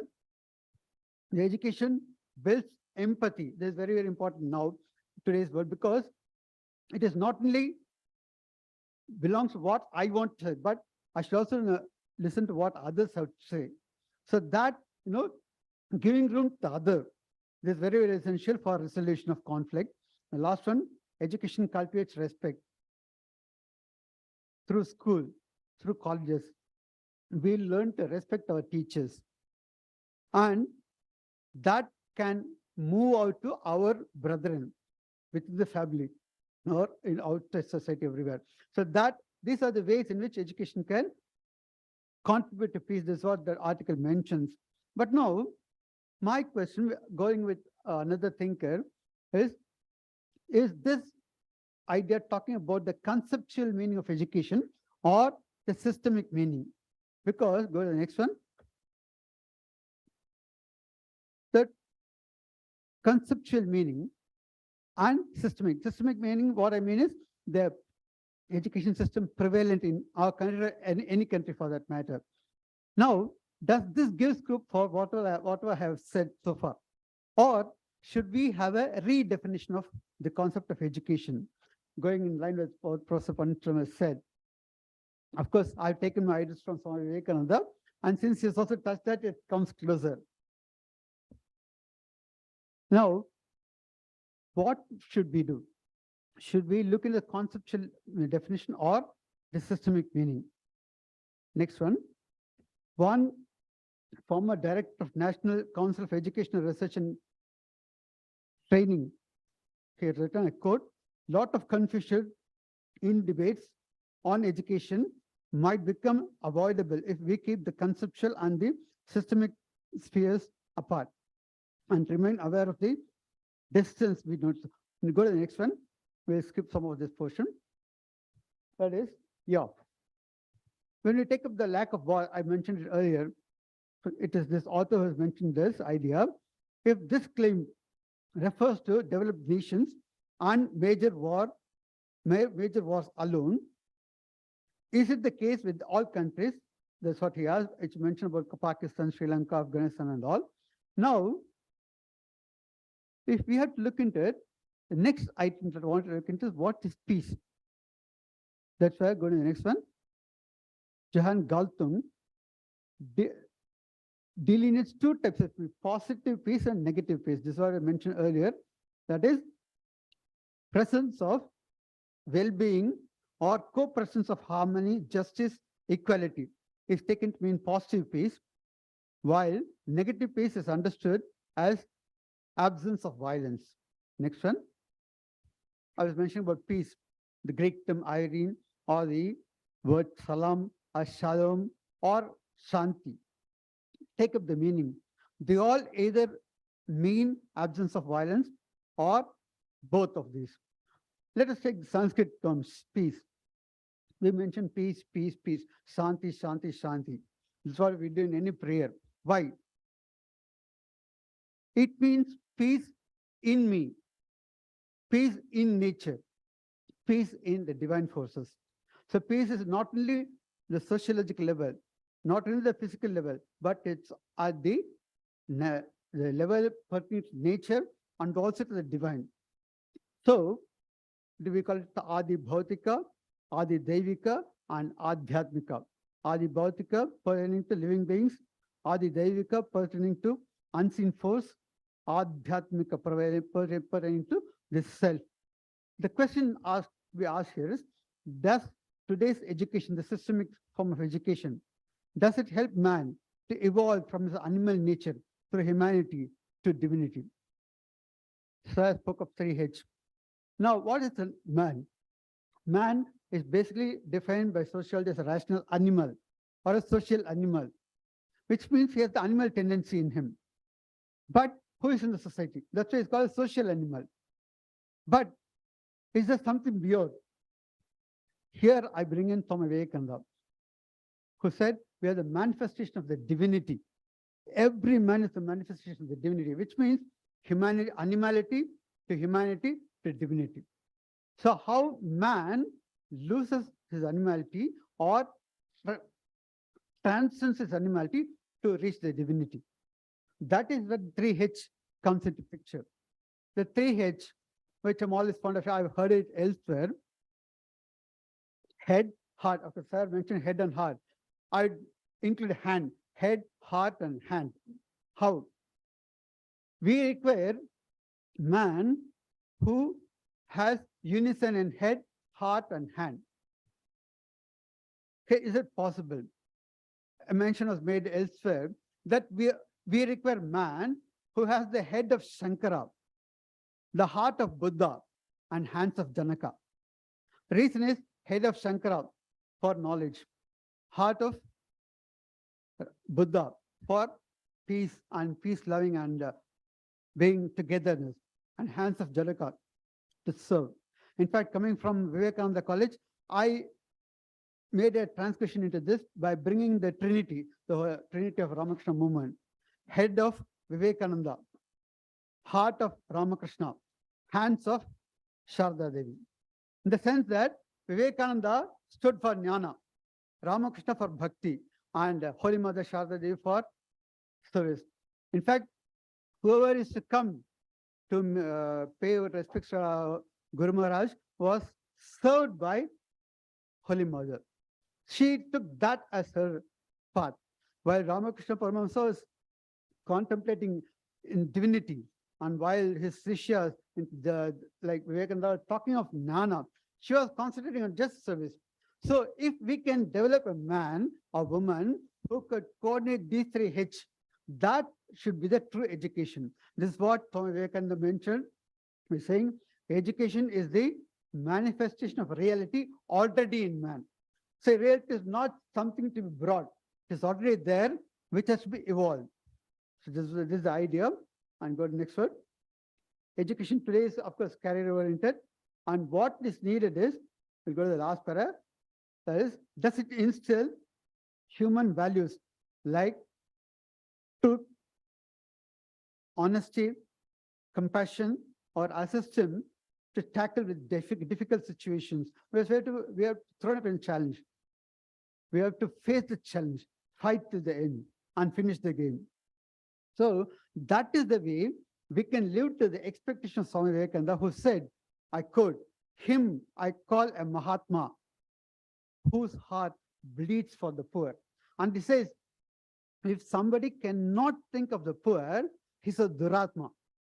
He is a Mahatma who can think of the poor. In fact, he goes in another lecture, he says, if we cannot think of our brethren, what use is of our education, which is done with their mind? Because we are studying. If I'm paid by government, it's a taxpayers' money that I'm getting. I'm an aided college teacher. So what I'm getting is the taxpayers' money. If we cannot give back to society what the society gives, then what this education is for? This is what Swami Vivekananda asked. And this is where we have to bring in his concept. And one more thing, I quote from a book. I mean, there's a book brought up by Ramakrishna Mission on Vivekananda as a turning point, with a lot of articles in it. One article by Satish Kapoor deals with Swami Vivekananda in education, where I want to quote this particular verse, with these lines. The 4 pillars of education, of learning, as proposed by International Commission for 21st Century. Where have we gone to the next one, sir? Next. Yeah. The 4 pillars of learning proposed by the International Commission for the 21st Century in its report to UNESCO. Namely, the pillars are learning to know, learning to do, learning to live together, and learning to be. These 4, according to the author, echo the ancient Indian spiritual values and aspirations of Swami Vivekananda, as who was the true embodiment of this. That is, learning to know. That's what we do. Whatever we want to know. Of course, in today's context, the students only degree. So the learning to know how far it's true, I don't know. And second thing is learning to do. Not many of us do that. Thirular said, Karka kasadara kattave kattapin nirka adarka taga. In fact, I used to give a small example to small students, a contemporary, a day-to-day example. I just asked the students, while you come in the footboard, you would have got admonitions from the conductor. What are the words exactly that the person says? The conductor says, Padichirke Teriyada. What is the expectation? If you are a learner, you are not supposed to do this kind of mistake. So, Katrapin Nirka Adarkatag, this is the example. This is the meaning for that. So, once we are educated, we must come down to that level where people can say, yes, this is what the form of education that is required. So, that is the idea, and that is the learning to do. Next one, learning to live together. That's why Asatoma, Sahana Bhavatu, living together. That is, we want to transcend from selfishness to selflessness, from the I to the we. Because as long as I was a child, I was just a child. But now I'm a teacher. Now as a teacher, as a person in the family, I must take care of my family, my students. Now, apart from that, I'm also the countryman. So I must take care of what is required for the country. So I may not be able to do great changes as Modi has done, or as Indira Gandhi has done, or Jawaharlal has done. But I must play a part where somebody from the student community can come to that level. So what have I done to that stage? That is at least to help students learn to live together, because student life is one stage where we know how to give and take, not respect. We say give and take respect. I'm not talking that. How to give ourselves and take back what is needed for us from them. So that togetherness, we need to get it. In Telugu, say kalasi melisi tirugudam, kalasi melisi perugudam, like that. How we ought to live together, how we ought to grow together. And lastly, learning to be. Learning to be. Does our BA or MA or ML or MBA teach us to live?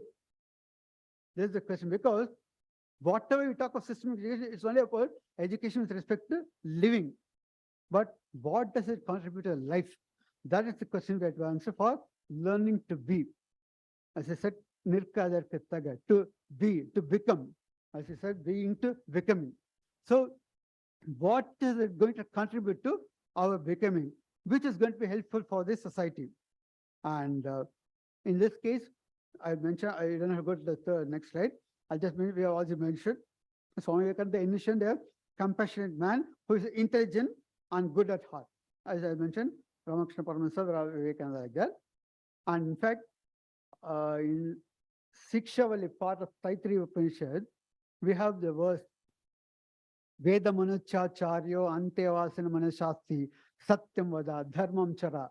This is what, in fact, I heard in a convocation in our college.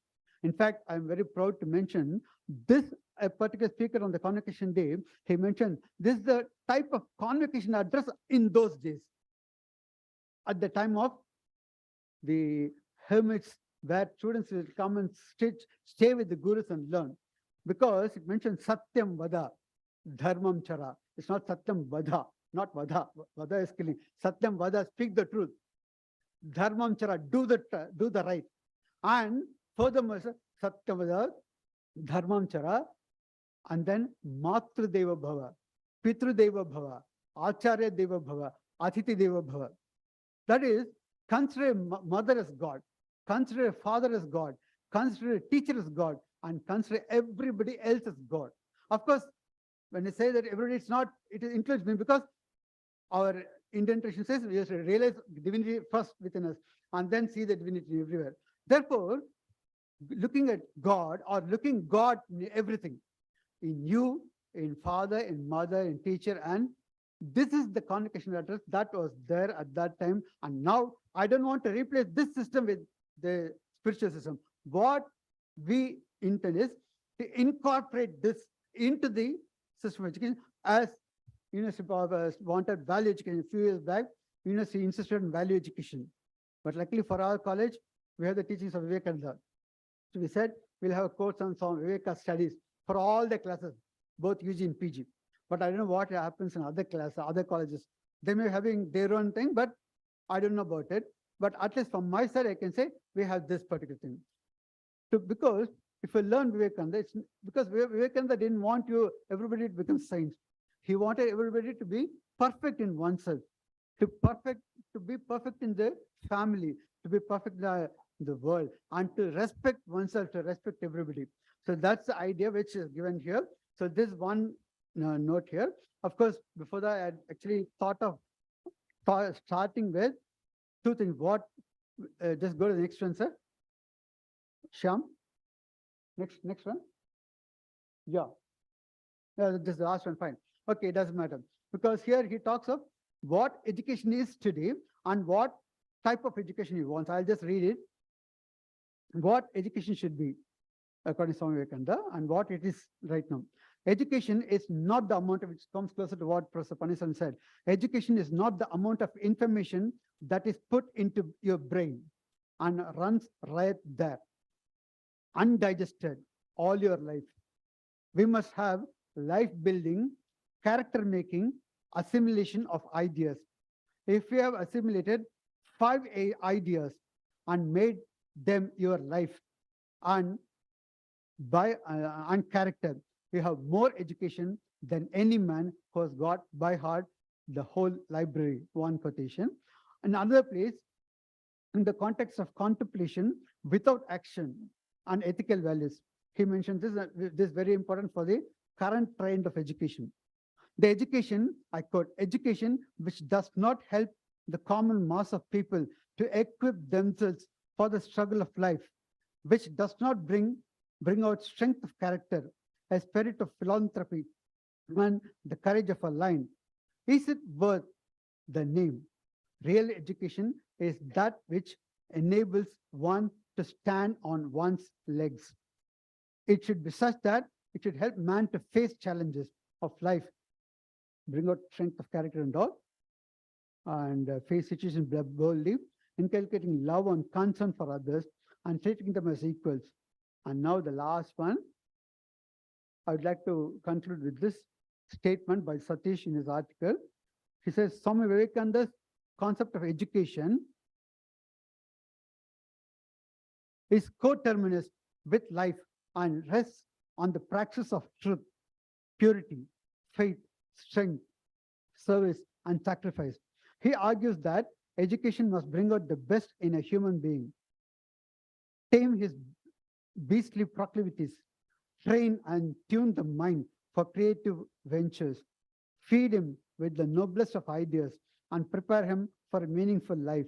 He wanted a system of education, the Swami Vivekananda wanted a system of education which would empower the mind, develop the heart, build character, and train students for their societal roles. He was convinced that education would remain incomplete if it does not improve human conduct, burn out the dross of ignorance, obliterate narrowness of mind, passivity, and negative thought, check the lower appetites within reasonable limits, and elevate the society spiritually. What's intended is not to bring down, not to curd down, not to just put down something, but to translate or transform that into a higher thing, that bringing everything together for a higher cause. And that is the society. And if we have this idea, and if we can train our education system in this idea, maybe as mentioned by Professor Panisam or in the university regarding value education, to incorporate that into every life, into every way of life. That's why we have introduced, after becoming autonomous, we have introduced professional course on professional ethics, how philosophy can be useful for a profession, a doctor, a lawyer, an engineer, or anybody for that matter. Because Sophism, way back before Socrates talked of the work, how we should work, take the work as our duty and work accordingly. That aspect, if everybody can do that, but with the idea of the society in mind, that is the true form of education. And this is the conceptual meaning which can give through Vivekananda. And this, I thought, would be relevant here. And I once again thank the authorities and professor, mainly of Swamiji, for giving me this wonderful opportunity, and my professor and the chairperson and all the dignitaries around here. Thank you all. Thank you so much.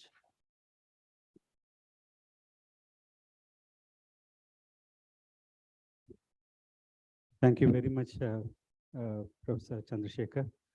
I now request Isha Mama to felicitate Professor Chandrasekhar.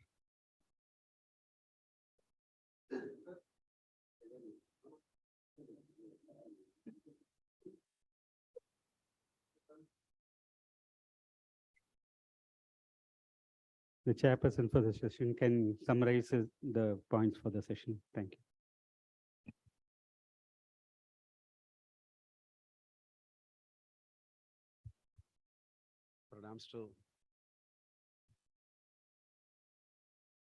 Pranams to Swamiji, pranams to Sri Sadguru.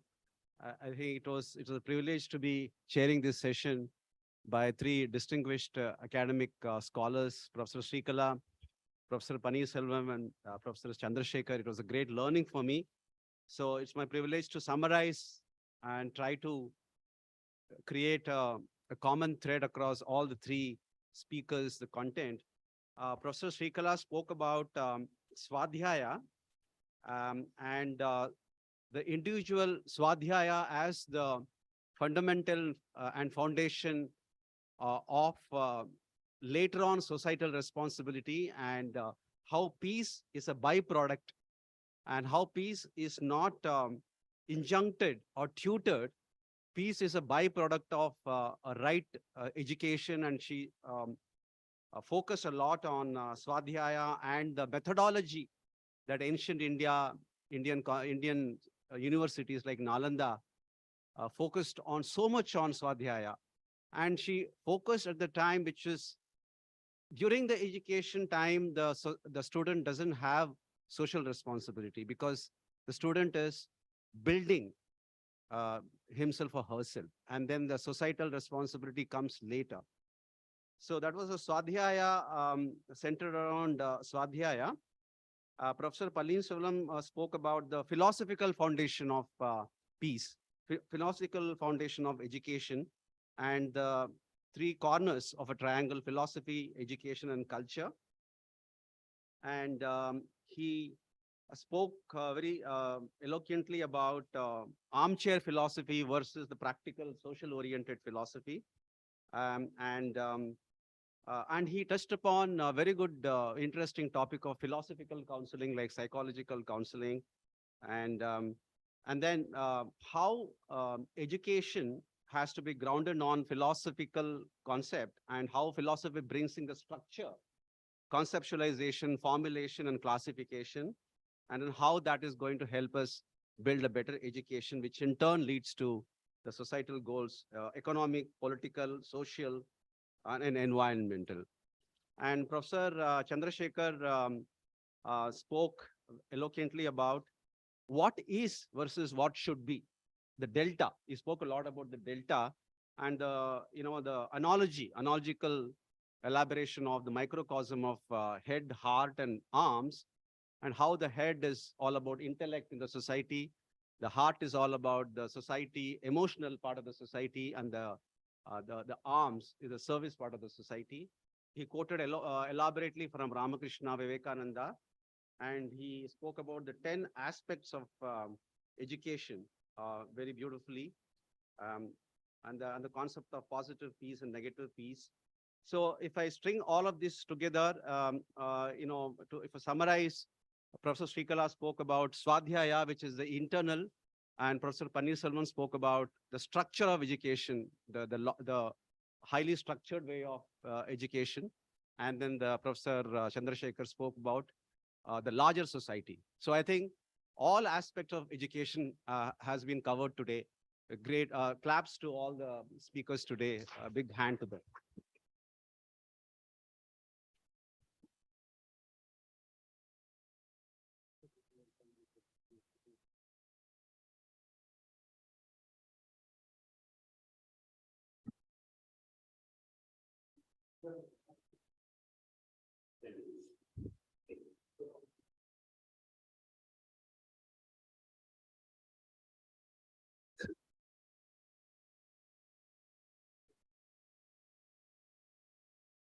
Thank you very much for all the speakers and the chairperson. We will now slip into the second session, the second plenary. I mean, it's actually the third plenary. Yeah. It's a special day today. A person, a saint, is born when the day he assumes robes. It is 50 years since Father Vincent Shaker had joined the Society of Jesus and took his robes. Today, it is the 50th year of his assuming his sainthood.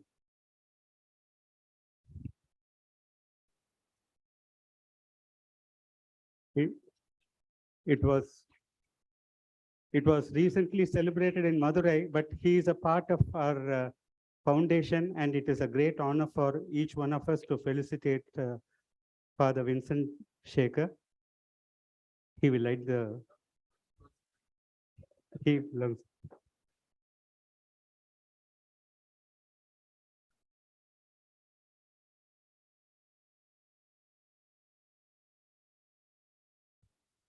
50th year of assuming sainthood.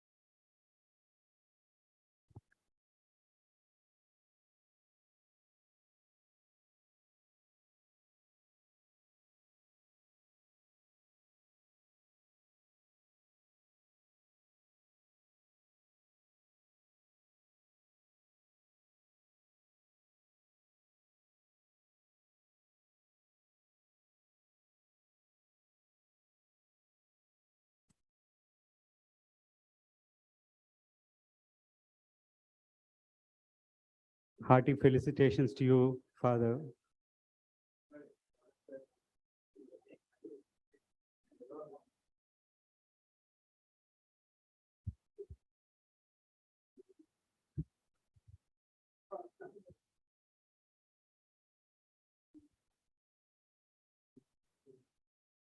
We now slip into the next plenary session, that is yeah, right?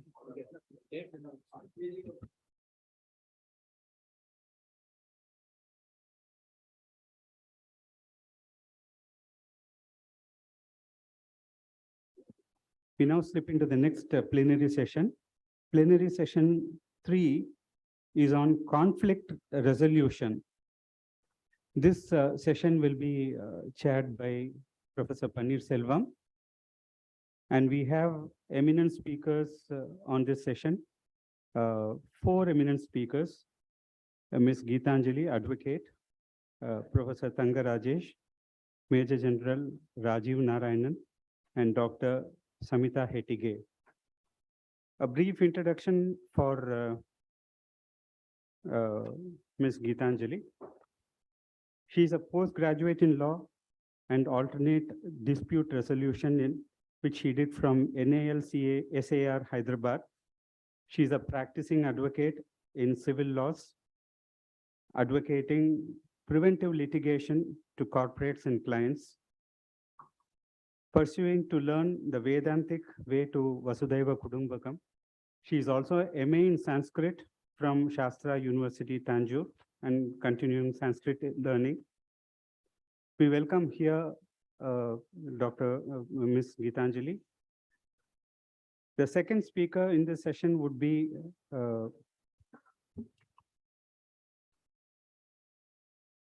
Professor Tanga Rajesh. Tanga Rajesh is not new to the Peetam. He has been here in the earlier occasions for the conferences. He is presently assistant professor in the Department of Defense and Strategic Studies in Guru Nanak College, Chennai. He was formerly teaching in the Department of Defense and Strategic Studies and the Department of Political Science in University of Madras. He is an alumnus of Guru Nanak College. He is a gold medalist, standing first in his MA degree, University of Madras. He has participated and presented several research papers, and he is also an accomplished Mridangam and Tabla player. Welcome, Professor Tanga Rajesh.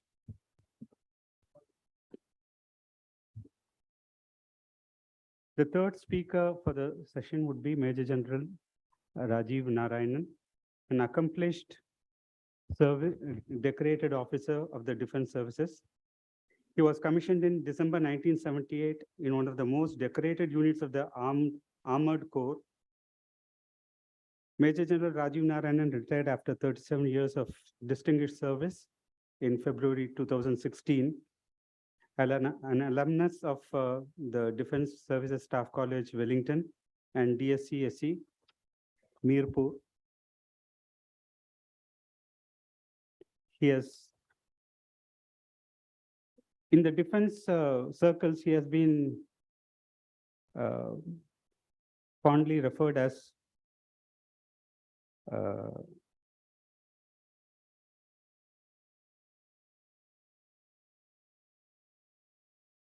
a cerebral general.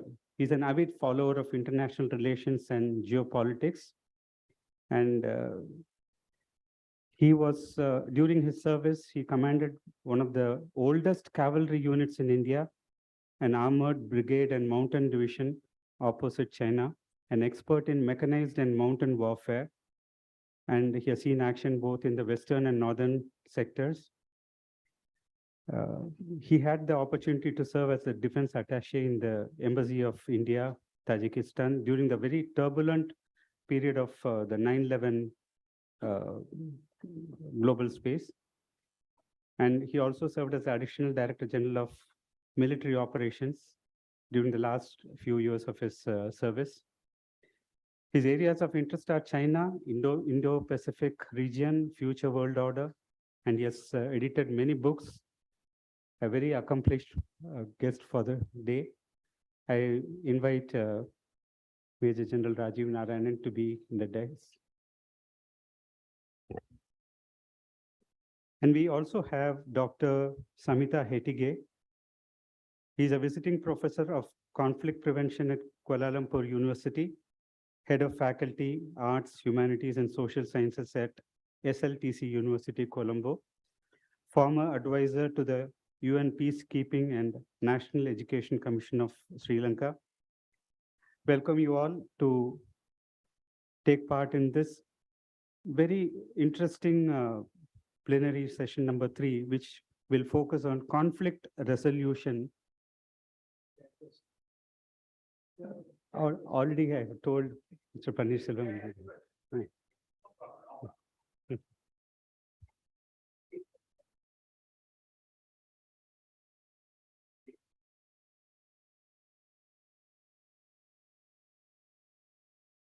Over to you, sir, Paneerselvam, sir, to take over the session.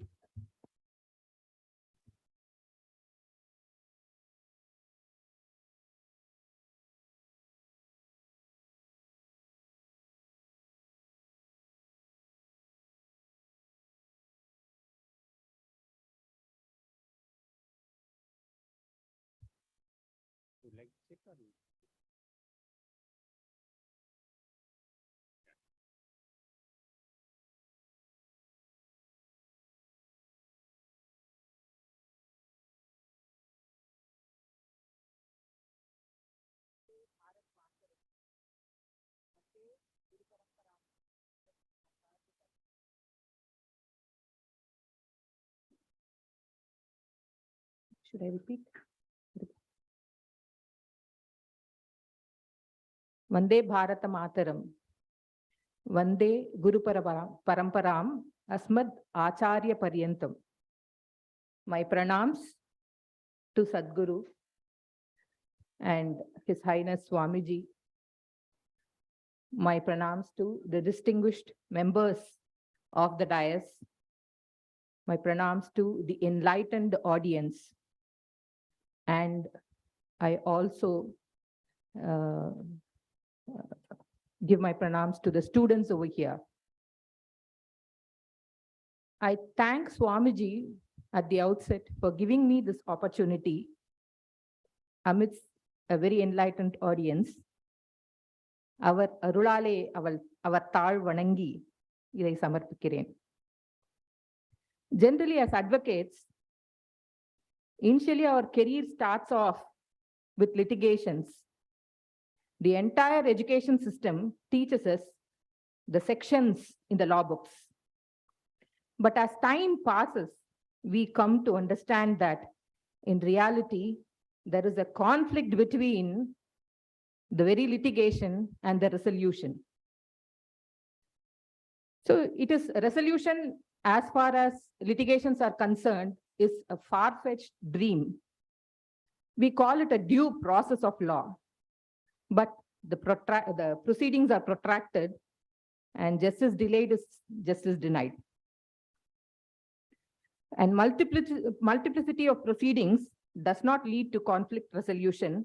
Finality is the resolution. Even the alternate dispute resolution techniques, which was introduced recently in the mid-1980s, has not succeeded to that extent. The entire education system teaches us what one should know, but the practical disconnect teaches us what we should unlearn. Scriptures teach us whom you should know to understand who you are or who the opponent is. Actually, litigations and litigants are not dichotomous. It is here that the right education comes into play, as Dr. Shrikala Nair and Dr. Paneerselvam, they have all explained the importance of education here, and Mr. Chandrasekhar as well. Being a Bharata Deshi, we are blessed bountifully with scriptural and scriptures and shastras. And one small apology for restricting my talk to Hindu way of resolving a technique, because I tend not to tread into an unknown path. Not that I am conversant with this path as well. So, and my GPS in that terrain is not strong enough, the God positioning system here. Now, what is our Vedic, what is the way that the Vedic knowledge system prescribes? How it is superior to the Western education system has to be noted. Slide 5, sorry, I'm very sorry about it. I have not given the instruction for switching of the slides. This is the first one. Second is about the subject, and the third one is about understanding the concept of resolution, which I have spoken about. And we will go into the fifth one, which is the European system versus our Vedic system. The European system believes that Bhautika Buddhi is supreme, which means the intellect is the sovereign here. Whereas in Bharatiya Gnana Paddhati, we understand that intellect is important, but we believe that intellect has its own limitation. Intellect is limited to the Panchendriyas. They could be finite, but they are not complete. In Bharatiya Gnana Paddhati, Bhautika Buddhi has to be supplemented by Adhyatmika Buddhi or Parabuddhi, which cannot be construed by the intellect. One has to take a plunge into a spiritual life, into the supernatural power to experience the difference between these two. And mathematician Ramanujam was one such example, where he got instructions from Matha. To have a cosmic perspective, we need to read our scriptures. There cannot be a better education than our scriptures, is my humble opinion. And I restrict my talk to the Bhagavad Gita, which has been of immense help to me during my career. It is the most precious gift that Lord Krishna has given to the mankind.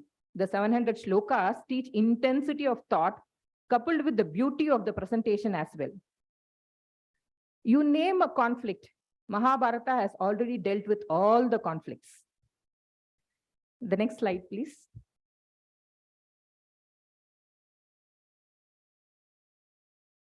Yeah. See, conflicts are many in number. That's why I have made it as an unfathomable representation. The conflicts could be interpersonal conflict. It could be a neighborhood conflict. It could be an interstate conflict, interorganizational conflict, international conflict. There can be conflict of the rule, very rule itself. Two contradictory rules can be present. It is here where the lawyers make money. Loopholes, we call it. There can be emotional conflicts, environmental conflicts. Sometimes the very petition itself will be in conflict. So many a time, even there are conflicts in our small mind, buddhi. So all these conflicts are very many. Like children say, the Max book is full of problems. Life is full of conflicts. And I found guidance from the Bhagavad Gita and Mahabharata in many an instance where we had testing situations. So we have to just search in the books which are beyond the regular ones to understand how to resolve a conflict. A systematic understanding of the underlying principles of our scriptural texts can be the only panacea in resolving so many conflicts. The next slide, please. Symptoms of conflict. It has been said, Krodhat bhavati sammohaha, sammohat smriti vibramaha, smriti bramshat buddhinashaha, and buddhinashat prananashyati. So it is the end of everything. It all starts with anger. It grows into greed. It grows into loss of memory, loss of intelligence, loss of knowledge, and all that leads to the destruction of one's own self. So conflicts basically are only about sense and sensibility, I feel. After identifying the symptoms, we really require to attack them and get rid of them at the symptom stage itself, nip it in the bud. So next slide, please.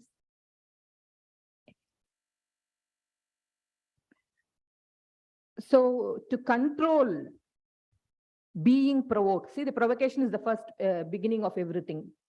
To control being provoked, Bhagavad Gita talks about 4 kinds of tolerances.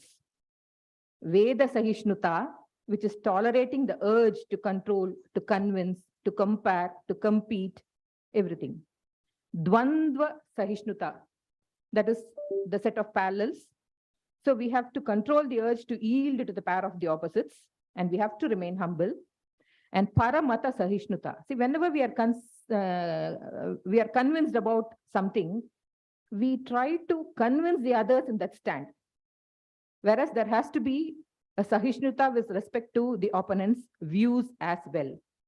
And Parotkarsha Sahishnuta, once again, we should not go into the aspect of competing or controlling or convincing everybody else who is opposite to us, and have a patient ear many a time to be a sounding box. So we have to elevate our consciousness above these urges to let this world to be one global village. This world is full of conflicts. Conflicts are unavoidable. We cannot avoid it. But the way we approach these conflicts are very much within our control. This can be explained by a small anecdote, like all of us when we fly in an aeroplane. As we go higher, the buildings and objects below appear to grow smaller in size. But in reality, they do not diminish. They diminish in our perception. Same with conflicts. If we look into it with a magnifying glass, it grows in size. With a diminishing glass, it comes down in size. Whereas we also have some glasses which show it as it is. So problems remain unchanged, only our perception changes. And today's education system is confused about these rights and duties of individuals. Professor Pannisalam spoke at length about this. So Katrapan Nirka, or being and becoming, is the key word there. Similarly, freedom today is the most misused word. Discipline is regarded as a restriction for children, but they are regulative principles of freedom. Take the example of a kite. It is flown with the help of a thread, but the thread should not be looked as a binding factor. If the rope is snapped, it will certainly come with a crash. It will come down with a crash. Similarly is discipline. It enables us to experience greater freedom in life. The next slide, please. And slide number 9. Okay. So the emotional resolutions may not be very much dealt with in many textbooks, but they play a very vital role in our responses towards the society. And here the Bhagavad Gita speaks about the 4 dharmas, which is Rashtra Dharma, Raja Dharma, Kutumba Dharma, and Vyakti Dharma. So it all starts with the Vyakti and goes in the family, and then the administrative levels. And the next slide, please. With respect to the Shastras, we have 5 Shastras which talk about the knowledge we have to gain.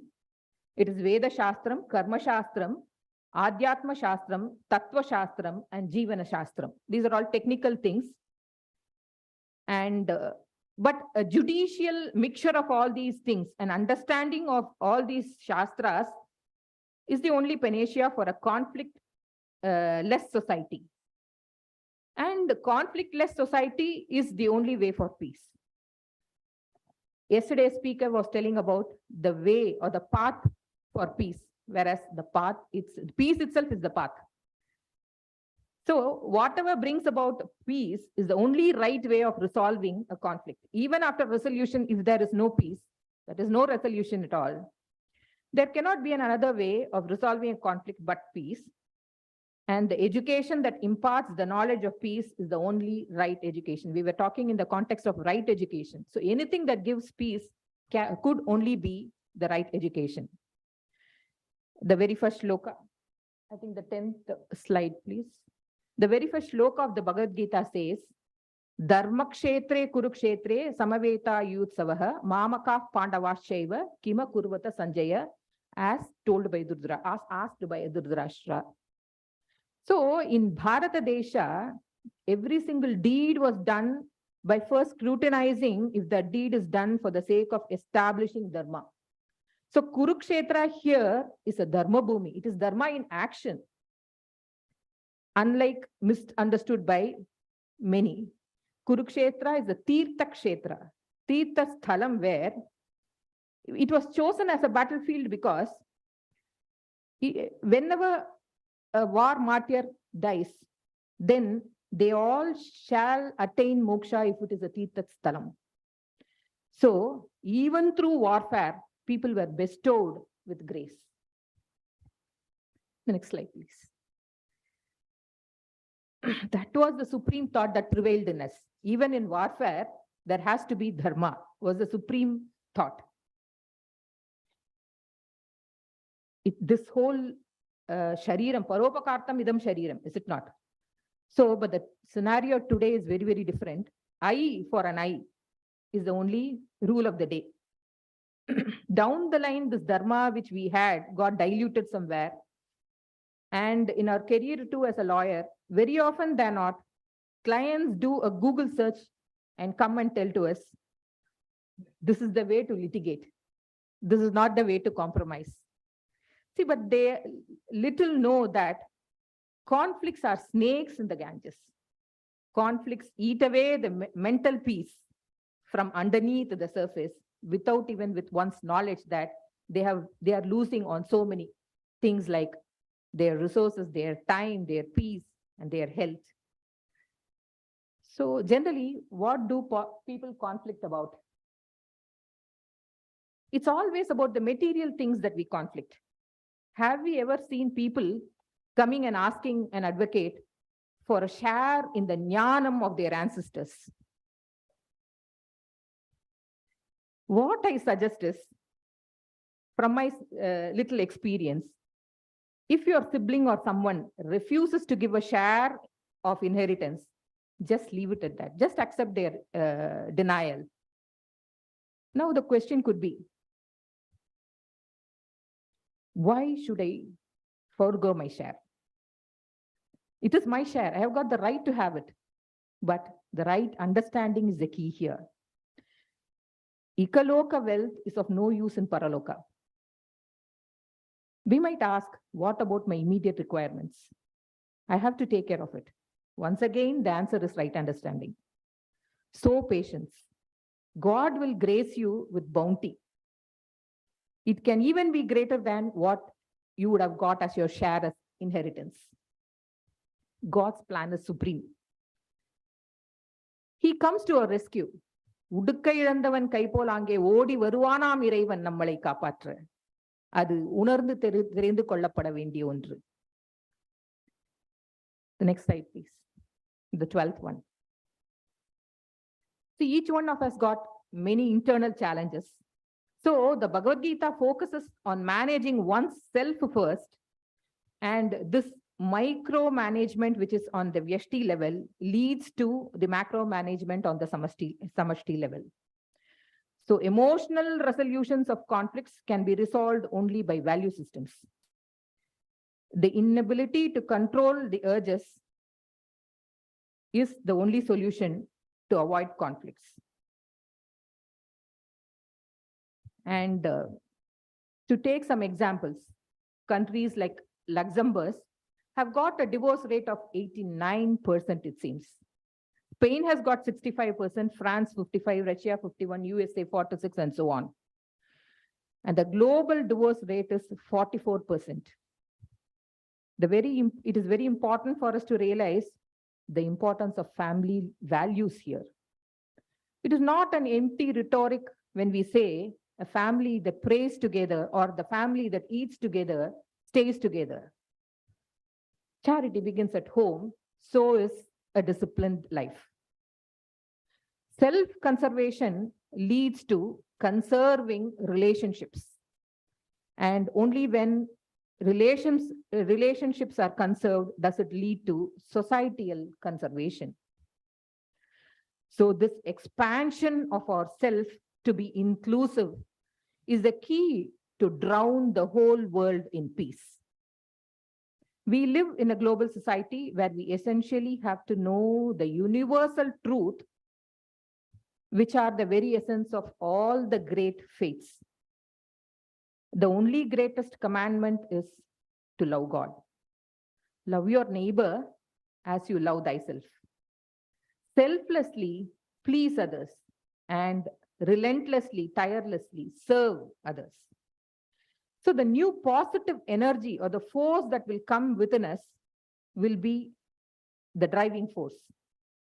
It will take a Vishwarupam and raise us forward forcefully. When the divine positive force takes this Vishwarupam, it cannot but move in the right direction.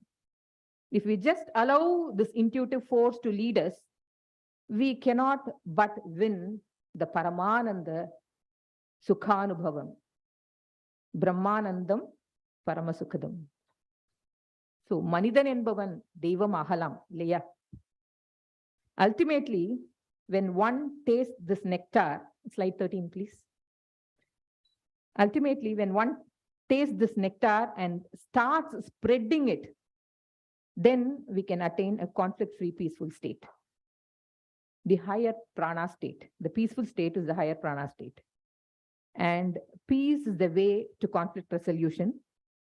Just like light drives away darkness, right knowledge drives away conflicts. We do not take any step to wipe out the darkness, to accommodate the light. The moment light comes in, darkness goes away. Similarly, global accommodation will drive conflicts out of the window. So advanced justice, as we call today, is all about the nuances in the awareness about ethical and moral values as against the technical legal curriculum.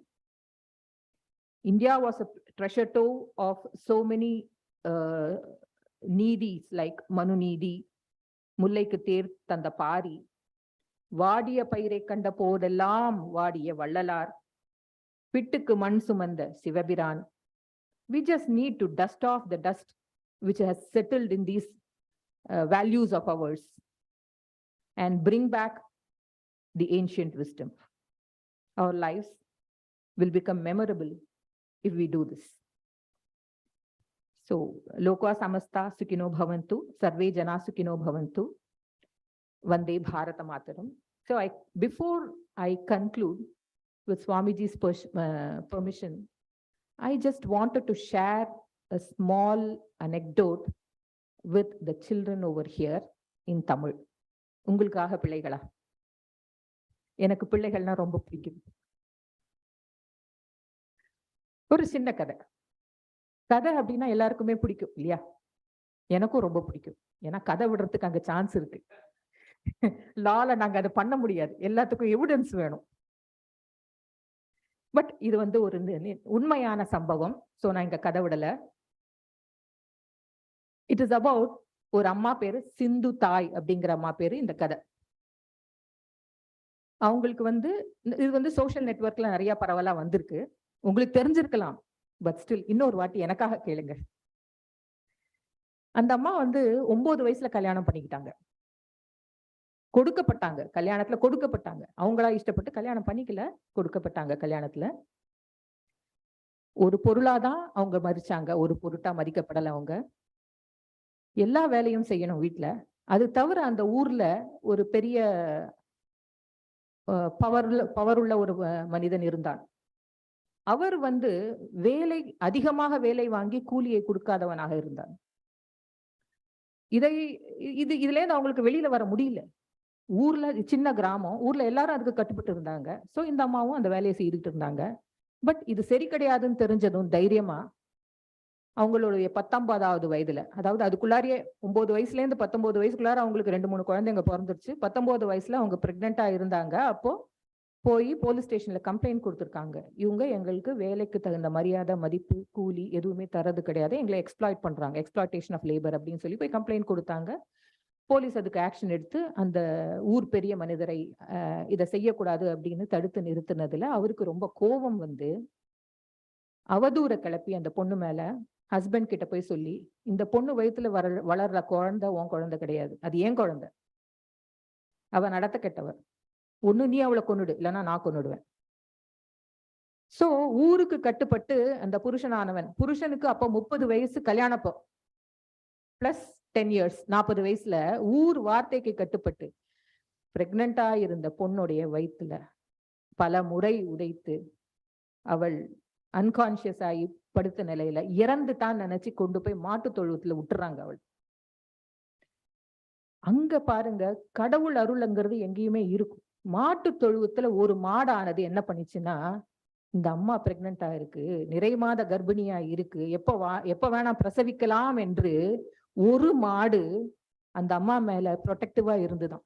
மற்ற மாடுகள் எல்லாம் அந்த அம்மாவை hurt பண்ணாம. ரொம்ப நேரம் கழிச்சு கொஞ்சம் சிந்தனை வந்ததுக்கு அப்புறம் பிரசவிச்சாங்க அதே இடத்துல, மாட்டு தொழுவத்துல, under the protection of that cow. So அந்த ஃபர்ஸ்ட் அவங்க என்ன சிந்தனையா இருந்ததுனாக்க, அந்த மாடுக்கு ஒரு முத்தத்தை கொடுத்து, நீ எப்படி என்ன இந்த ஒரு கஷ்டத்திலேந்து காப்பாத்தினியோ, நானும் ஆதரவற்றவர்களுக்கு எல்லாம் இதே மாதிரி நான் சர்வீஸ் பண்ணுவேன் அப்படின்னு அந்த வலியில, நம்ம வலி இல்லாத போது என்ன வேணா வைராக்கியமா பேசலாம். பிரசவிச்சிருக்காங்க, தொப்புள் கொடி அறுக்கல்ல, வலியில இருக்காங்க. ஆனா அவங்களுடைய முதல் சிந்தனை பாருங்க, அந்த அம்மாவுக்கு படிப்பறிவு இருந்ததா? இல்ல. படிப்பு அந்த இடத்துல எதுவுமே, it has no role to play இல்லையா? அதுக்கப்புறம் அந்த தொப்புள் கொடிய ஒரு கல்லு வச்சு துண்டிக்க நினைச்சு, இந்த மக்கள் இவ உயிரோட இருக்கான்னு பாக்குறதுக்குள்ளார இந்த இடத்துல இருந்து எஸ்கேப் ஆகணும்னு அந்த குழந்தை, பச்சிலம் குழந்தைய தூக்கிட்டு ஊர் எல்லைக்கு ஓடுறாங்க. கதி என்ன கதி இல்ல, நிர்கதி. எங்க போவாங்க? கடைசியில ஒரு இடுகாடுக்கு போடுறாங்க. அங்க அடைக்கலம் தேடிக்கிறாங்க. அந்த இடுகாட்டுல சாப்பாட்டுக்கு வழி இல்லை. அந்த ஊர்ல, மகாராஷ்டிரான்னு நினைக்கிறேன், அந்த ஊர்ல வந்துட்டு கோதுமை படைக்கிற வழக்கம் இருக்கு போல இருக்கு. சோ அந்த பிணத்துக்கு படைத்த அந்த கோதுமையை எடுத்து அந்த பிணத்தை எரிக்கும் அக்னியில உணவை பண்ணி சாப்பிட்றாங்க. அவங்க வாழ்நாள் இப்படி கொஞ்ச நேரம் கழியுது. இது என்ன வாழ்க்கை? டெய்லி பிணத்துல இருக்கிற அக்னி மூலம் நான் சமைச்சு சாப்பிட்டுட்டு இருக்கேனே, இது என்ன வாழ்க்கைன்னு விரக்தி அடைந்து தண்டவாளத்துல இறங்கறதுக்கு குழந்தை எடுத்துட்டு இடுப்புல கட்டிட்டு கிளம்பிடுறாங்க. அந்த சமயத்துல ஏதோ ஒரு குரல் கேக்குது, அம்மா என்னை காப்பாத்து, என்னை காப்பாத்து. அந்த தருவாயில கூட சரி, இதுதான் நமக்கு முக்கியம், அதுக்கப்புறம் நம்ம செத்துக்கலாம். போறாங்க, காப்பாத்துறாங்க அந்த ஆளை. அந்த அம்மா, நீ அந்த ஆள், அம்மா நீ தெய்வம்மா, எனக்கு உயிர் பிச்சை கொடுத்துருக்க அப்படின்னதும் திருப்பியும் 2வது முறையா அவங்க என் வாழ்விற்கு ஒரு அர்த்தம் இருக்கிறது என்று உணர்ந்து அன்று முதல் நான் ஆதரவற்ற குழந்தைகளை காப்பாற்றுவேன் என்ற முடிவை எடுக்கிறாள். படிப்படிவு கிடையாது, நல்லா பாடுவாங்களாம். சோ முந்தானியை விரிச்சுக்கிட்டு ட்ரெயின்ல பிச்சை எடுக்க ஆரம்பிக்கிறாங்க. ஆரம்பிச்சு 10, 15, 20, 1500 குழந்தைகளை காப்பாற்றுகிறாள் அந்த பெண். அந்த மன வலிமையை நாம் பார்க்க வேண்டும் பிள்ளைகளா. நாமெல்லாம் கஷ்டம் கஷ்டம் கஷ்டம் எதையோ நினைச்சு நம்ம வாழ்க்கையை துளைத்து கொண்டிருக்கிறோம் அல்லவா? இதை விட ஒரு கஷ்டம் பார்க்க முடியுமா?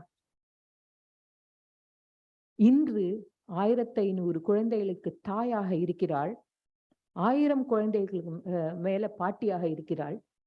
அத்தனை பிள்ளைகளும் படிப்பறிவு உள்ளவர்கள் என்று படிக்க வைத்திருக்கிறாள் அவள். நிறைய டாக்டர், இன்ஜினியர். இதுக்கு மத்தியில என்ன தெரியுமா, அவ பெத்த பிள்ளைய அவ கொண்டு போய் ஒரு அநாத ஆசிரமத்துல சேர்த்திருக்கா. எதுக்கு? எங்க நான் என் குழந்தைய அதிகமா பார்ஷியலா பாத்துருவேனோ அப்படிங்கிற ஒரு பயம். மற்ற குழந்தைகளை நான் உதாசீனப்படுத்தி விட்டு விடேனோ என்ற பயம். அவ்வளவு உன்னதமான சிந்தனை அந்த பிராட்டிக்கு. சோ எல்லாம் முடிஞ்சது. இதை ராதாநாத், ஹிஸ் ஹோலினஸ் ராதாநாத் சுவாமி இதை யூடியூப்ல பிரபலப்படுத்தி இருக்காரு. அப்ப அந்த அம்மா ஒரு பொண்ணு இதெல்லாம் கவனிப்பா உன்னிப்பா கேட்டுட்டு இருக்காளாம். கடைசியில அவருக்கு இன்ட்ரோடியூஸ் பண்றாங்களா, இந்த அம்மா பார்த்துட்டு இருக்கேன், இந்த பாப்பா தெரியுமா யாருன்னு? மாட்டு தொழுவத்துல பிறந்த பிள்ளை இது. இன்று அவள் டாக்டராக இருக்கிறாள். இதே சர்வீஸை செய்து கொண்டிருக்கிறாள். இந்த உன்னதம் மகோன்னதம் அல்லவா? சோ வி ஹாவ் டு, நம்ம எப்பயுமே இன்ஸ்பிரேஷனை ஒரு ஹையர் செல்ஃப்ல இருந்து தான் டிரா பண்ணணும். அவள் இன்று பிரசிடென்ட் கையால விருது பெற்றவள். 2012, I think, if I am right, is there in the 21. So Padmashri விருது பெற்றவள் அவள். எந்த ஒரு குவாலிஃபிகேஷன் அவளுக்கு இருந்துன்னு நீங்கெல்லாம் புத்தக மூட்டைய முதுகுல சுமந்துட்டு போறீங்க இல்லைங்களா? இறக்கி வைங்க சுமைய, கொஞ்சம் சிந்தியுங்கள். உயர் கல்வி இருக்கு, ஆனா உயர்ந்த கல்வியா அது? கல்வி என்பது நமக்கு எதை கற்றுக் கொடுக்க வேண்டும் என்பது இந்த ஒரு இன்ஸ்பிரேஷனல் கதை மூலம் தெரியும் என்ற ஒரு சிந்தனையோடு நான் இதை உங்களோடு பகிர்ந்து கொள்கிறேன். நன்றி.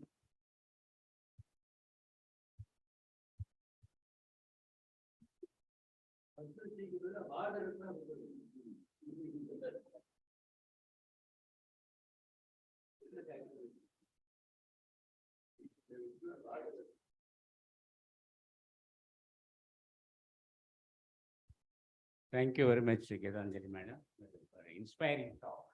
I will talk about my remarks. May I now request Professor Ganeshan Tangarajesh? Yeah. Please. Request Ishwar Mama to felicitate Advocate Gitanjali.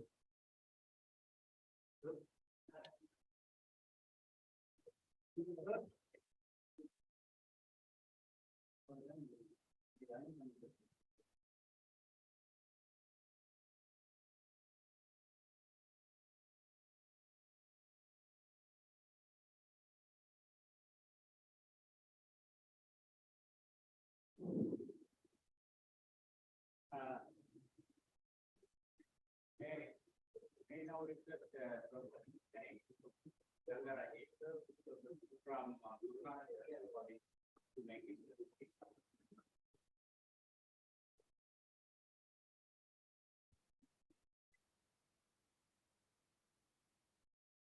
Thank you, Chairperson.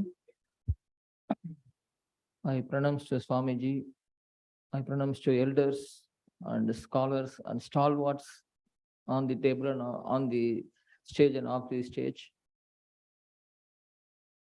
இவங்க பேசுனதுல மறந்துட்டேன் நான், எமோஷன் ஆகி. Okay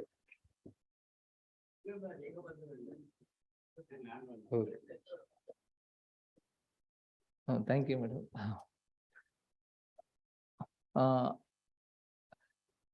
I come from Defense Department, Defense Strategic Studies Department.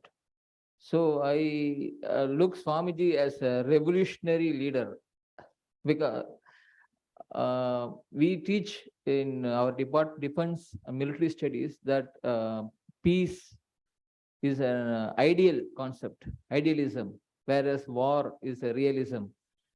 And peace is both realism and as well as idealism, because when we approach peace from the angle of aspects like education, it assumes idealism.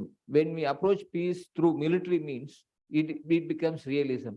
So Swamiji is swimming across against the prevailing current situation of the world, where the realism has become the talk of the town and main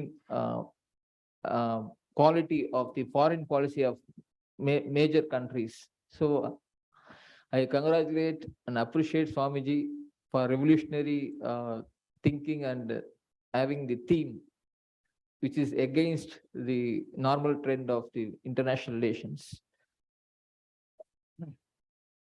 And I also feel proud that I am also part of this group, revolutionary group. Thank you, Swamiji. And I wonder why Swamiji has chosen this kind of theme. And I later on, I understood that this is the land of Bharat, we call Bharat Mata, and Bharat Varsh.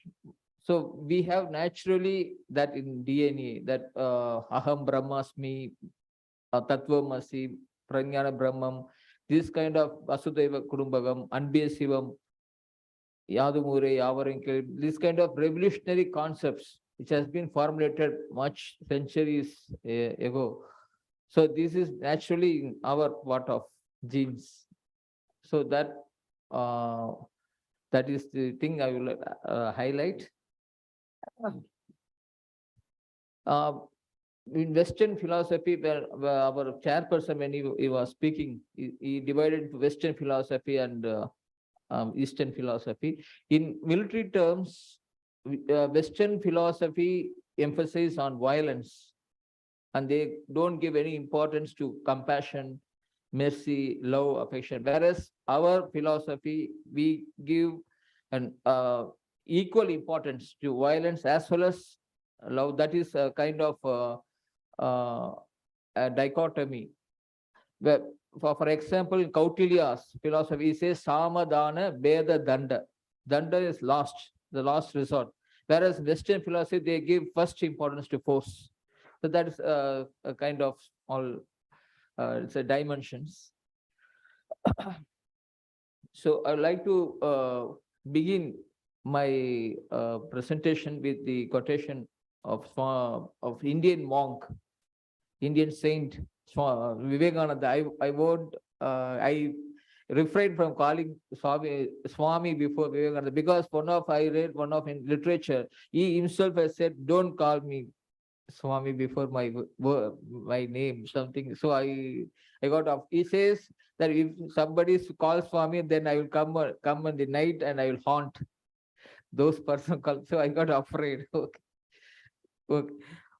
Speaking at the World Parliament of Religions in Chicago in 1893, the Indian monk Vivekananda had articulated the eternal truth. May he who is the Brahman of the Hindus, the Ahura Mazda of the Zoroastrians, the Buddha of the Buddhists, the Jehovah of the Jews, the Father in heaven of the Christians, give strength to you to carry out your noble idea.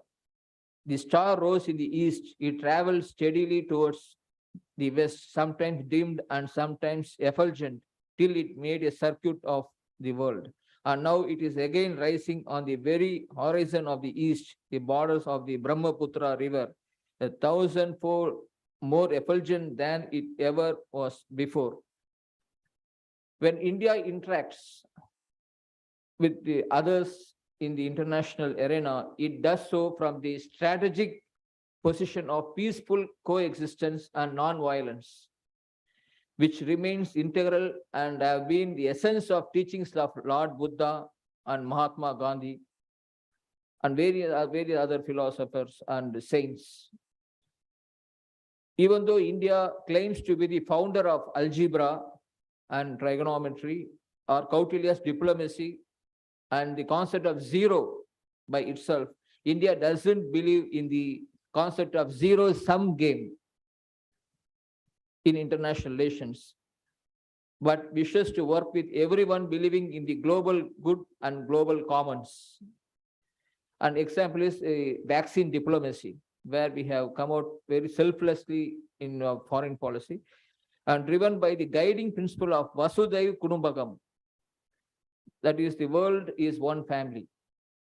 Besides, India has been the founder or originator of 4 major religions. As you all know, that Hinduism, Buddhism, Jainism, and Sikhism. So these are the strength of our motherland. And we also we are given refugees, the persecuted Parsis and Jews who have taken refuge in India. So this is the strength of our values. which the Westerners don't believe. They call India lacks strategic culture, where our culture is, we say agriculture or love and peace. They say India lacks strategic culture. India doesn't have a military sense of culture, which is their point of view, which I won't agree. Coming to the terms, the vocabulary peace and conflict resolution, peace is a very abstract term. Peace means what we teach in defense and strategic studies, absence of war. That is what we assume peace. But when I came here and listening to 2 days deliberation, peace is not a mere absence of war. It also, peace means the presence of justice, presence of previous, I was enlightened, presence of equality, presence of harmony. So peace is, if you want to assume a holistic concept, that is yesterday Professor Butt also said, holistic concept. Peace is both not only absence of war, it's also a presence of justice. So people call it a different way, negative peace, positive peace. Previous speakers also highlighted it. And I'm more confused with the term peace, because like this, so many kinds, so many varieties of peace. Like for example, we have, I have collected somewhere this information. Varieties of peace like confrontational peace, reconciled peace, fragile peace, constrained peace, cold peace, suspicious peace, democratic peace, hegemonic peace, minimalist peace, maximalist peace, peace of the graveyard, graveyard peace, and so on and so forth. We are so, that is what Hitler, like Hitler, everybody wanted peace in Pakistan, everybody, but they want different kinds of peace. So what is peace? I really, I'm in dilemma. So somehow I am enlightened, and whatever its meaning, whatever be its meaning of the term peace, which people call Shanti, some different either. But one thing I have come to a conclusion that peace is not easy to achieve. Peace is not, the goal of peace is not within our reach. We have to put an extraordinary effort to achieve the peace because of so many challenges in the path to peace, in the path to conflict resolution. Challenges like we have to encounter fear, force. We have element called military industrial complex. They don't want the peace to be prevailing in the world. They want to sell their weapons, equipments deliberately, so they don't want peace to be established in any parts of the world, let it Taliban or Ukraine.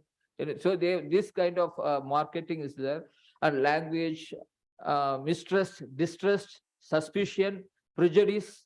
So these are the factors, I think, challenges to the establishment of peace and conflict resolution. So to overcome these challenges, I have found that this theme is very relevant, that right education is the key to peace and conflict resolution. Opposite, the wrong education leads to war. That is what's happening in Pakistan. They have wrong education imparted to the students, and whereby they brainwash the students the wrong way. For example, they teach the students that it is from Pakistan, India was born out. It is from Pakistan, India was carved out. So this kind of wrong teachings and they're poisoning the minds of students. So proceeding further, the role of non-violence for resolving the conflict. Nowadays, peace has become everybody's business. Once upon a time, peace is only confined to generals, topmost politicians.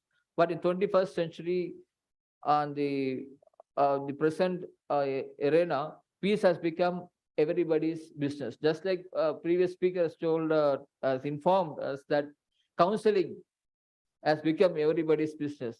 Previously, only by psychologists. So, not only Gandhians, but perhaps to 90 to 95% of human beings want to live in a peaceful world. They don't want wars because they are tired of wars, but still wars happening. I remember Dr. Sarvapalli Radhakrishnan's words that we know what is right, we know what is good, but we don't practice. We know what is wrong, what is bad, but still we practice. That is the tragedy of human being. That is a quotation from Dr. Radhakrishnan, sir. But some bad elements and some vested interests want to perpetuate violence. Peace lovers have a tough job ahead. We have to take some steps to counter the violence. Previously, there used to be a proverb which says, if you want peace, prepare for war. Now the concept has changed. If you want peace, understand war. No need to prepare for war, because we are living in the era of nuclear weapons, atomic, chemical, biological weapon, where the consequence is very disastrous. There is no victor, no vanquisher. Only it exterminates everyone. That is why we have concept called MAD, M-A-D, mutually assured destruction. So it doesn't know who is the victor, who is the vanquisher. So it exterminates everybody, suicidal war. So in that concept, this team assumes very relevant. Education, right education towards to solve the problem is a very relevant. So first one is peace and non-violence in schools, colleges, universities curriculum. We should inculcate the values of peace and non-violence in the children from the school level or students at the college or university level by making these subjects a part of their curriculums. Subjects like peace studies, peace programs, peace clubs. They are coming peace clubs. So once upon a time, there is no scope for peace studies in defense and strategic studies. Nowadays, peace studies has made inroads into our syllabus, which shows that peace assumes more relevance in this era. So there needs to be some restrictions on media and social media platforms where students are exposed to utmost violence. This we know currently what is happening. And we have to teach students or children that war never pays. War is very expensive, war is very dangerous. And this kind of things we have to teach students, whereas Westerners are giving, they are glorifying violence, and students are attracted to that kind of literature. We have to counter that. So we have good, very responsibility on our shoulders. A second thing I want to, the right to education is, I consider teaching of yoga, meditation, and scriptures to the students, to the children, which of course we are doing. We consider this as a soft power, whereas military hard power. So this is soft power. India is blessed with soft power. We have tremendous soft power. And children in many countries, including India, are ignorant of their own culture. So we have to highlight our culture to the students. When I say this to the children, they get angry. We know our culture, you don't need to educate. But that is the reality, hard reality. So ethics is not given importance it deserves. So we have to highlight and reinforce the importance of ethics. Education is, according to Plato, education is teaching our children to desire the right things. Our children is presently desiring wrong things. So it is the education is role of the education has become more prominent, important. And that is where teaching of scriptures assumes importance, with a stress on values like love, compassion, sacrifice, respect for elders, etc. So yoga and meditation would make our children physically and mentally fit persons to face the modern challenges. And India is considered, after all, a spiritual mother of the world. We call it Jagat Guru or Vishwa Guru. So I even call India as a strategic guru, because Kautilya, many centuries ago, even before what we call Westerners, he formulated Raja Mandala theory and Saptanga theory. These were never thought of Westerners till 200 years ago. So I also consider India as a strategic guru. And third kind of reformation is harmony between religions. Harmony between religions is a necessary step in the present day world. That's what Swamiji is doing, interfaith religious dialogue. According to Hans Kung, there can be no peace among the nations without peace among the religions.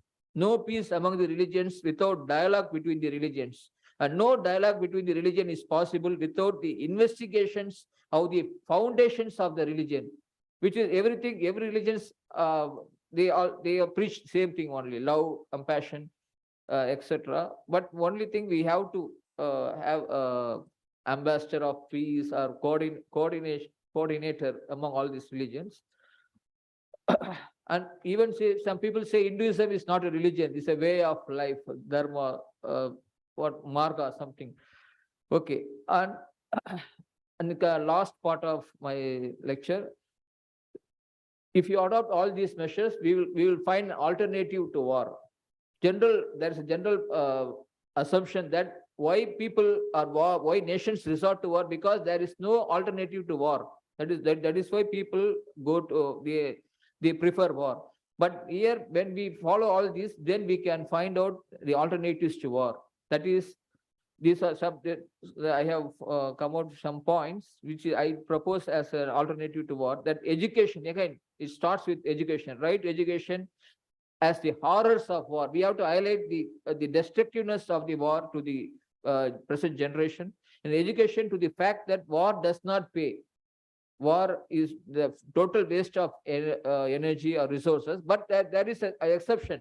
Kurukshetra war, the madam said, it established justice. So there are some exceptions where the war is necessary, but it only necessary at the last resort, not just the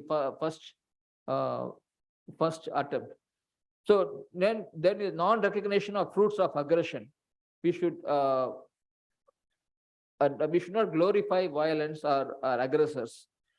And disarmament, we should abolish weapons. Again, it has become utopian concept.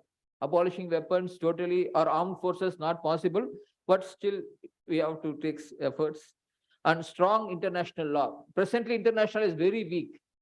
We don't have any separate international force. We have to keep peacekeeping force. We have to amalgamate. We have to integrate forces from various countries, which is also perpetuating violence. That is one weakness of international law. And world government, one world, one government. That is one kind of solution to the present problem or present turmoil. Hobbies, we say Augustine nature of international relations, full of Thomas Hobbes used to say men are nasty, brutish, selfish, animal-like, warlike.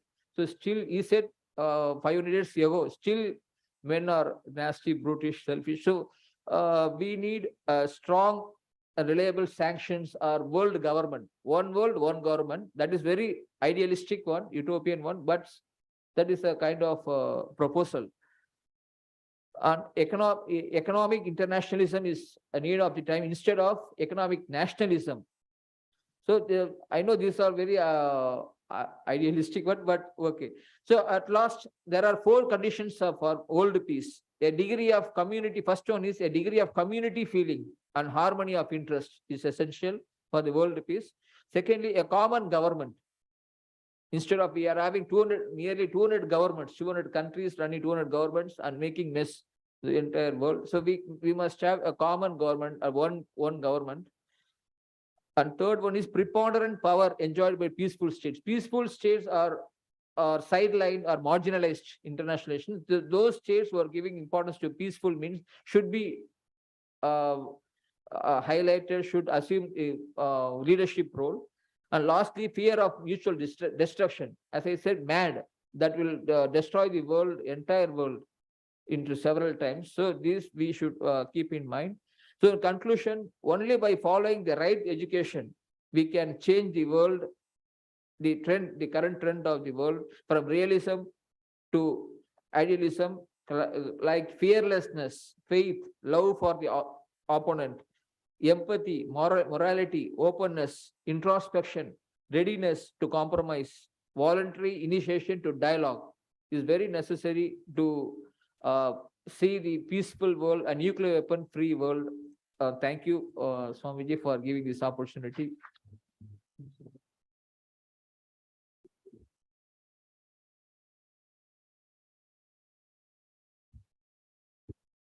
Ishwar Mama may kindly do the felicitation, please.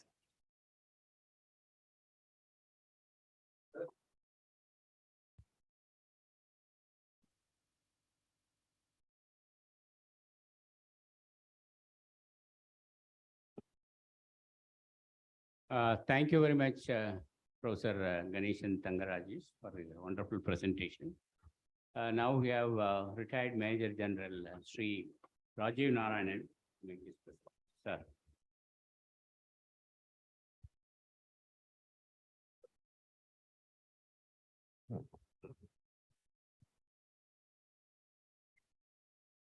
Ano Bhadra Kritavo Yantu Vishwatah. Let noble thoughts come to my mind from all directions. Beginning with these intonations, my humble pranams to Swamiji for giving me this platform to speak to you all.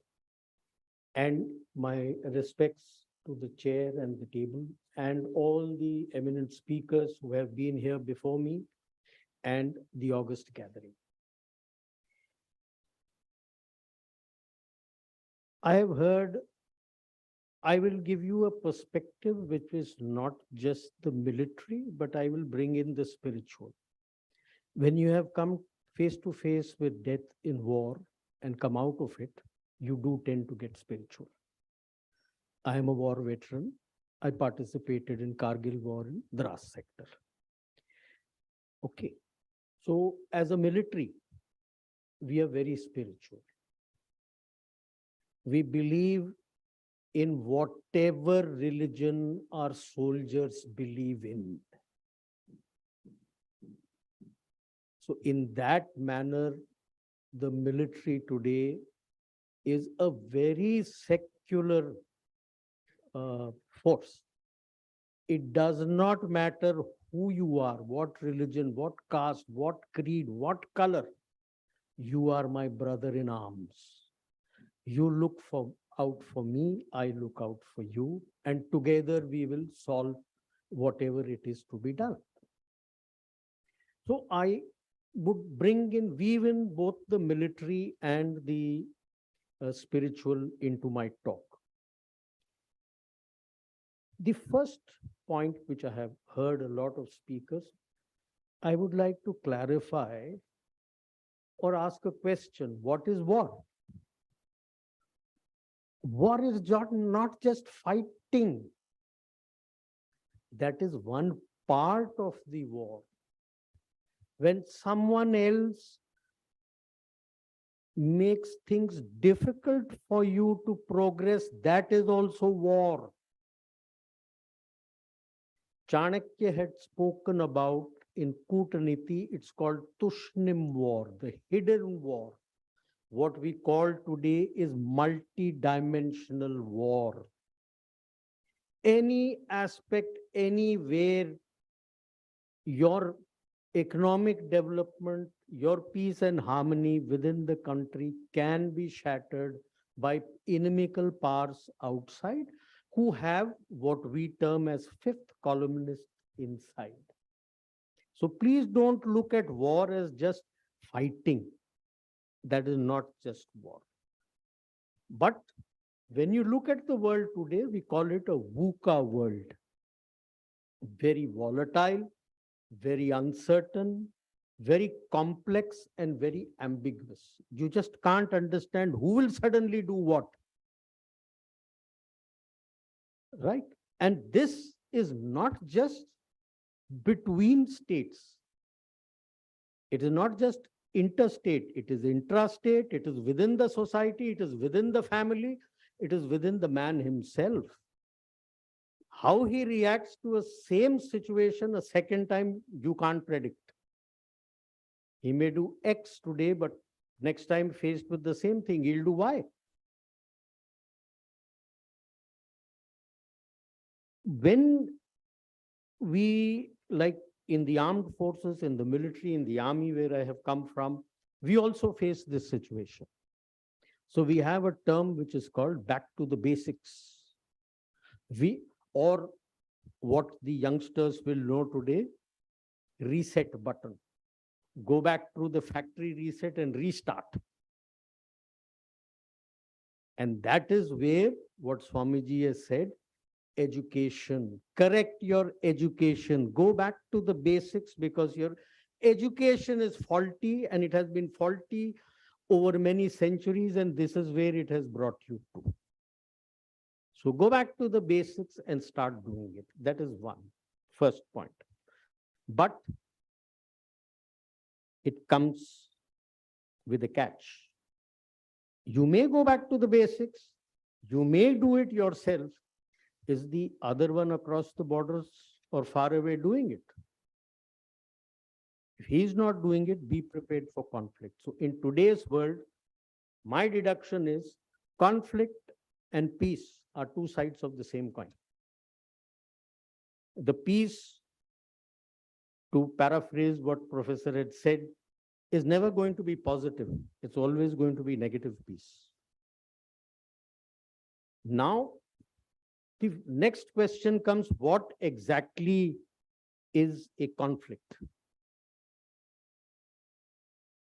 When you read your scriptures, Bhagavad Gita and others, it gives you 4 levels of conflict as man has descended from Satyug down to Kali Yuga. It starts with a spiritual conflict. That is between the Absolute and the Jivatma. That was when you start questioning your Advaitha philosophy. Then you descend into what is known as a nature, conflict of nature. I'm not talking of Prakriti. I'm talking of your own individual nature. Between the Atma in you and the Jivatma. So you've come down to Treta, where you're questioning the Vishishta Advaita philosophy, because from the Advaita you have separated from the Absolute and you are talking that Absolute is something else but resides in you. That is the Vishishta Advaita. And now you descend into Dvaita. You are different, God is different. And so now the Jivatma is in a fight within himself because now he is confused. So in this, what you find, like when you read your scriptures, Satyug, the Asuras were residing elsewhere and you had to go and destroy them.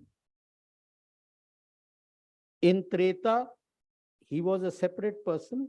You went there, destroyed him and came back. When you came to Dwapar, Mahabharat, it's your own family. Your conflict, which began with somebody else, came to the neighborhood, and now it has come where? Within your family, your society. You are in conflict with them, and now you have descended into Kali Yuga. You are in conflict with yourself. How are you going to have your harmony when you don't have what the Tao philosophy talks, inner peace? If you are not in peace with yourself, you cannot be peace within your family. You cannot be at peace within the society.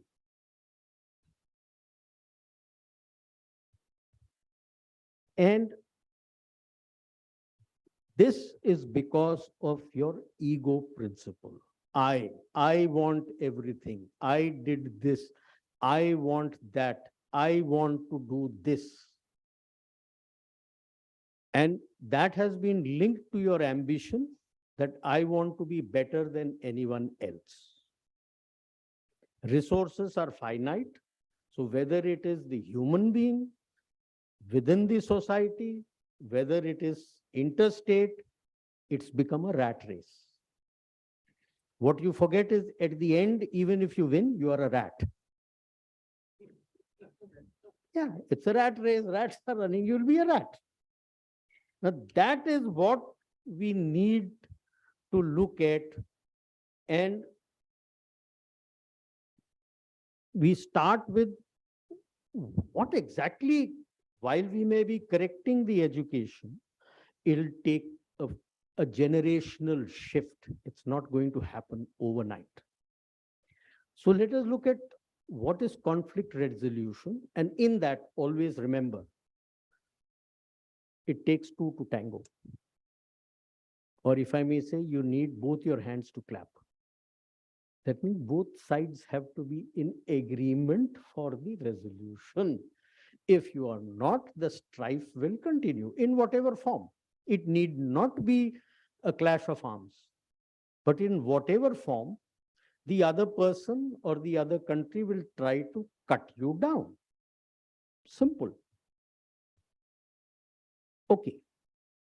The problem when we look at interstate, like what is happening in Ukraine, in a globalized world, everybody is interconnected. You are interdependent. Typically, no country in the world is sovereign. We use the phrase very freely that I am a sovereign country. Sorry, you are not. Because you are dependent on so many resources and other things to the outside world. Any change in policy there is going to affect you. So how are you sovereign? Sovereign was in ancient times before industrialization came into being, because whatever you needed, you had expanded your kingdom and everything was there. Your agriculture was there, forest was there, whatever minerals, gems, whatever you wanted, everything was available to you. Today, that's not the case. Okay, so when you are interlinked and you are globalized, anything that happens far away from you impacts you. Look at how the war between two, I would say, middle income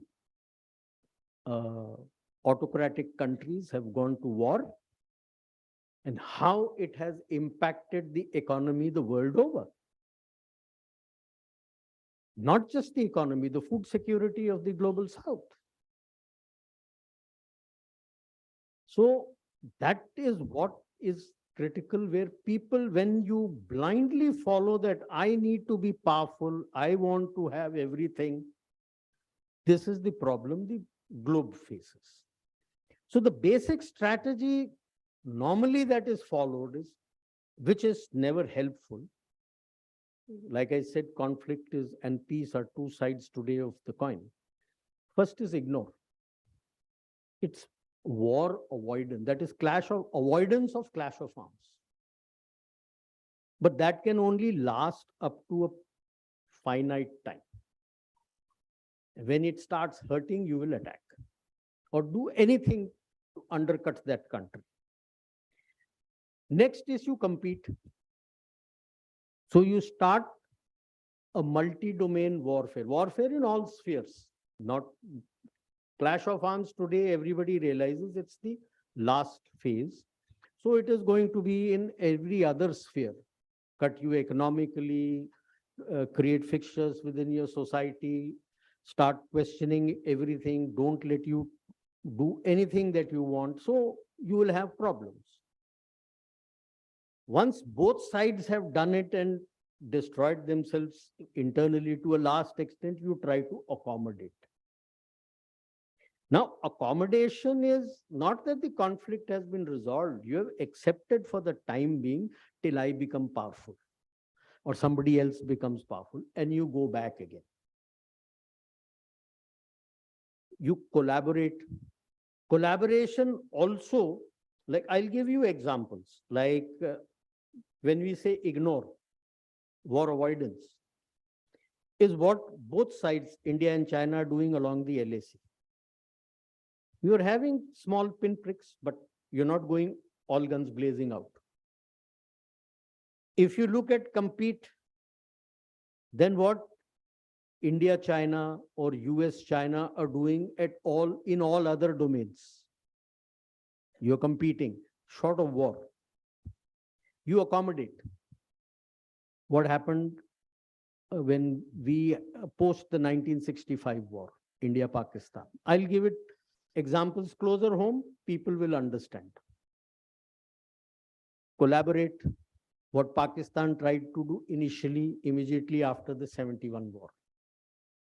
But again, when you accommodate or collaborate or you compromise, that is the last part, it is only till you gain strength or you perceive that you have gained strength, and then you start everything again. The last is compromise. Like Germany was forced to compromise at the end of World War I Versailles Treaty, which was supposed to be the war to end all wars. What happened? So these are the basic strategies, but it doesn't work till you are not content within yourself. You don't realize that what I did was wrong, and the egos of leaders become so strong, it becomes difficult. But even if you have to go through these processes, whether it is for the external conflict or for the internal conflict, first level is you require an acceptable mediator. Who is going to mediate?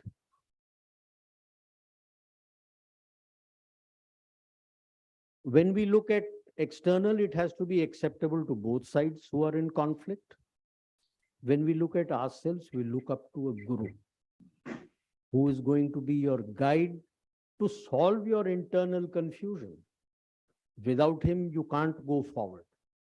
You may read the scriptures, but to understand and grasp and absorb what is written there, you need a guru. Then next stage is negotiate. So both sides, external case, both sides are sitting to negotiate how to go forward, how to resolve, who is going to compromise how much. As far as your internal thing is concerned, be like Arjun. You have to discuss with your guru to sort out your confusion. If you don't behave like Arjun, your confusion will not be sorted out, even if you have your guru. You need to get your doubts clarified. Next stage comes is diplomacy, what is termed as diplomacy, wherein you arrive at in the external thing, you arrive at a sort of a treaty which appears win-win for both sides. In internal one, with the guru's blessings, you arrive at the path that you need to take to improve your confusion. What you need to do to improve your confusion.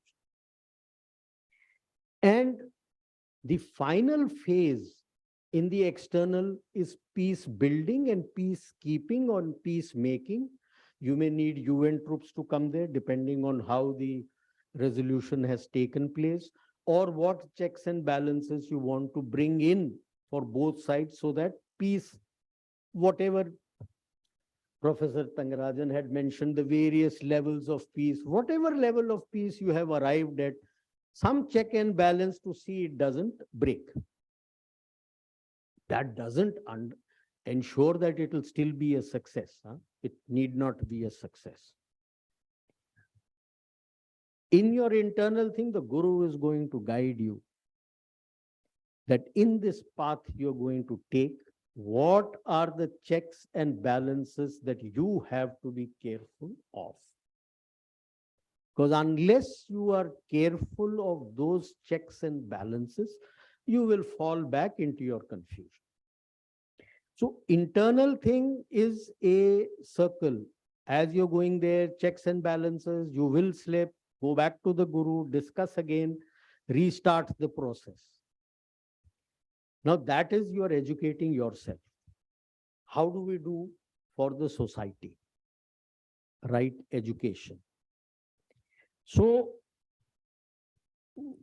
the first thing we have to realize for peace is no religion, like had been told by most of the other speakers, no religion teaches to fight. It's like love thy neighbor or help all, serve all. There's no religion come in that. All. Anyone you see, that is everyone. Whether he follows your religion or doesn't follow your religion. The problem arises when religion has been taken as a tool to gain temporal power. That is where the crux of the problem lies. You use religion to come on to your temporal power. Temporal power means you become the ruler and to dominate. That is where the crux of the problem lies. Now, when I look at education, I see that our education today has just become a means how to teach people to earn, full stop. That's where it is, your education structure. Whatever degrees and everything you make is how can I earn? There is no thought, like most speakers have told, I will not elaborate, of developing the student's character. Character building is very important. And why I say this is because I've been through this grind and been through the training in military. Military, you're not trained to earn. Your character is built. Teamwork, team building. How can you help? You know, it's a very simple, a lot of people may have seen it on YouTube, the children have 4 chairs without arms placed next to each other in 4 directions. Each person sits on top of that sideways. Put your head on the other person's thighs. Once all have done it, just remove the chairs. You will stand. Nobody will fall. You can try it out and check it out. That is, each is helping the other. And in English, there is a saying, united you stand, divided you fall. So in military, you cannot be single. It's not a single man's task. You go as a group. Okay. So Rajaji had said once, knowledge without wisdom is like useless tinsel. What we are giving today to the children is only knowledge. There is no wisdom being imparted. Knowledge is this is right or this is wrong. Wisdom is to know when what is right and when what is wrong. That is wisdom. You can't blindly apply the right every time. There will be situations where it may not work and a modified form of wrong may work. That is wisdom. This, in our ancient Gurukul system, this was followed diligently. English language has just one word, teacher. Our ancient Gurukul, the levels of teachers were different. I'll relate it to our military training, how we do it. It's close to it, not exactly like it. So the first teacher is a Adhyapak. Adhyapak is one who gives you information. So giving information, your pre-primary, primary, you got to teach him. This is A, this is B, this is C, this is whatever language you're teaching him. You're giving him language. This is 1, this is 2, this is 3. It's information. Upadhyay is the next level. He gives information with example. So when you come to the junior section, that's why the children don't like maths at all. Because you've got to learn by rote. Where is the example being given? So if you combine information with example, now the child starts understanding, audio-visual. The next level is Acharya. The Acharya, having understood the concept, now the Acharya is the one who, along with all this, is able to tell you how to apply it. Means the wisdom is being taught here. This should be the 3 levels at least in school. You have taught him information, you have taught him how it is applicable, where in day-to-day life, and then finally the Acharya has taught you how to apply it. That is what is important, the application. Information is of no use. That's why today after the exams, even after board exam, 2 days after that, you ask the child the same thing, they will not know, they'll be blank. They have taken it by rote and vomited it out on paper, full stop. Nothing is known. When you get to the college, then you need 3 levels more. a Pandit. A Pandit has great knowledge about it. Now he starts improving the wisdom that the child has come with, that, okay, these are how you can apply, but there are other things that can happen where you may have to modify these things. Then is a Drishta, a visionary, who will say, okay, the world is changing. So how do you modify this whole thing to apply for a new situation? Because new technologies are coming.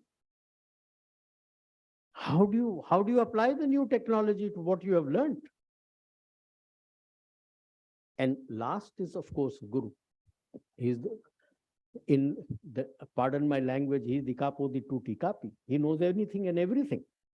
He's your guide to life. That wherever you trip, you can go back to him. The Guru will show you the path. But always remember, the path can be shown, like they say that you can take the horse to the water, but the horse has to drink the water itself. So remember those things. Now I will link it, what I've taught about the training part. It is not just bringing in values. You got to see the levels of training. Like in our army, I will talk of the army, having been in the army. We have 3 levels of training. After the recruit has come, basic, advanced, and trainer. Everybody doesn't go to the next level. Everybody doesn't go to the next level. You see as an officer, as with the men under me, you assess the man, is he capable of grasping what am I going to teach? Only then he is taken to the next level. If not, he falls by the wayside. Because if you take everybody, then in time of war, he will make a mistake and create casualties for you. Same thing has to be applicable. It doesn't mean that everyone who comes out has to become a doctor or an engineer. There are other things also.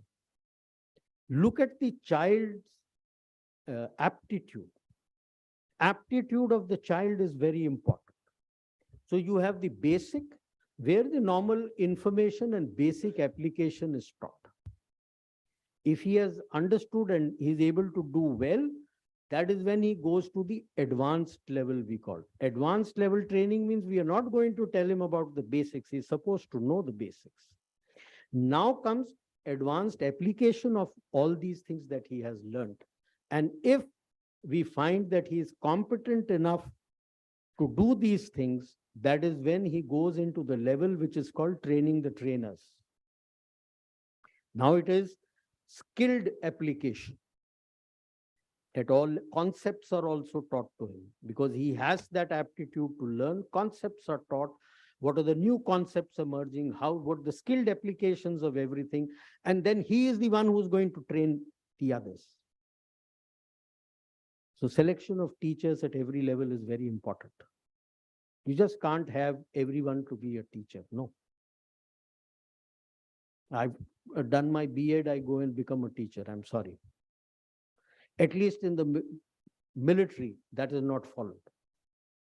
When I go for my training, when I go for my course, I'm graded for training. I'm made to take 4 classes at every level of basic, advanced, training the trainer, and the conceptual level. 4 levels of class you got to take. You're assessed by the trainers, and only if you're graded that, yes, he's capable of being an instructor, can you go to train people. So like Lee Iacocca had mentioned for a different level, of course, but I would place it here for the teachers. If you could, because the teachers have to be the best paid. If you give peanuts, you will get monkeys. And what will monkeys train? Pardon my language, but what will monkeys train? So that is what I had to say, that conflict is a way of life. That's why it is said life is a challenge. Face it. You will face. And if we look at it spiritually, everyone is rising spiritually to the next level. The challenge is always thrown to you by God to find out, are you ready to go into the next level of your spiritual growth? So this conflict, this challenge will always be there in front of you. Don't be afraid of the conflict, but to harmonize the society as a whole so that you're not just fighting with each other, you're not just fighting with nature, Prakriti, your climate change, environment damage. You need to harmonize how you're going to teach, what you're going to teach, who is going to teach. Then over multiple generations, you will find that you have a harmonized society, but it cannot be at the expense of not being prepared for disharmony being attempted from outside. Because while we may have harmonized, has he harmonized? He may not have. Thank you.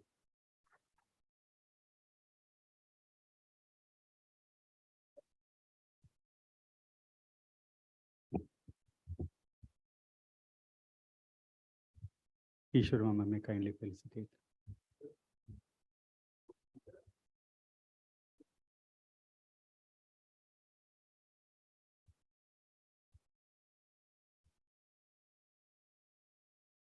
Thank you, Major General Sir, for your excellent and thought-provoking talk by combining military with spirituality. This is something more. We learned a lot from you. Now we move on to the last paper to be presented by Dr. Samita ji.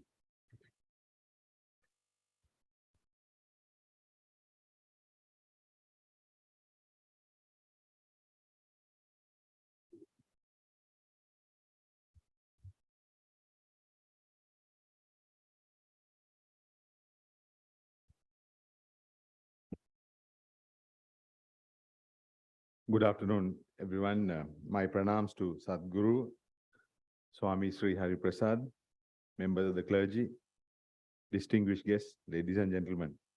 Thank you for the kind invitation. It is a great honor to be here and the hospitality.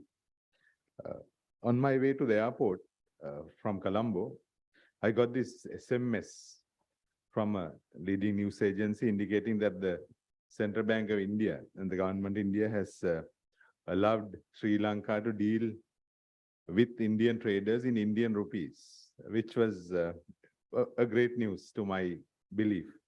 I always promoted that because long before the US dollar was invented, we have been trading with each other.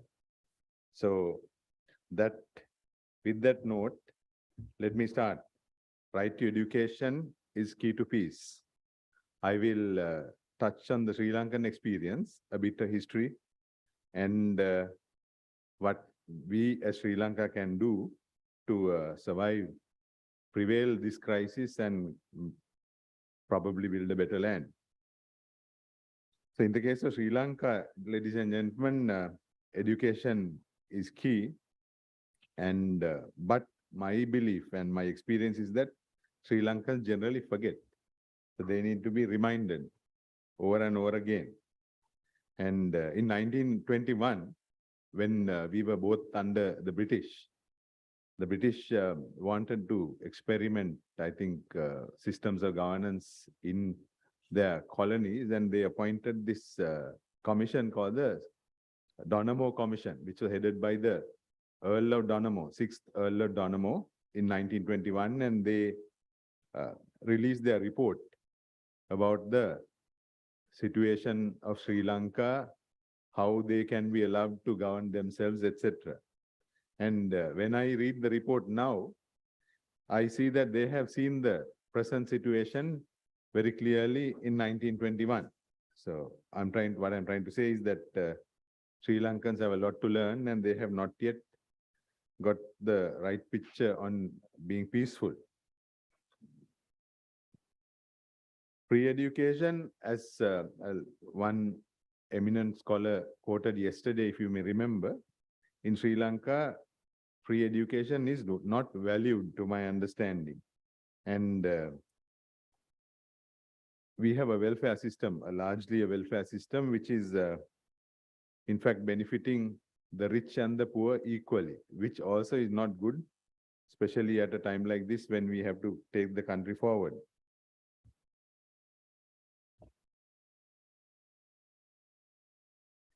misleading youth had been done on so many occasions since independence.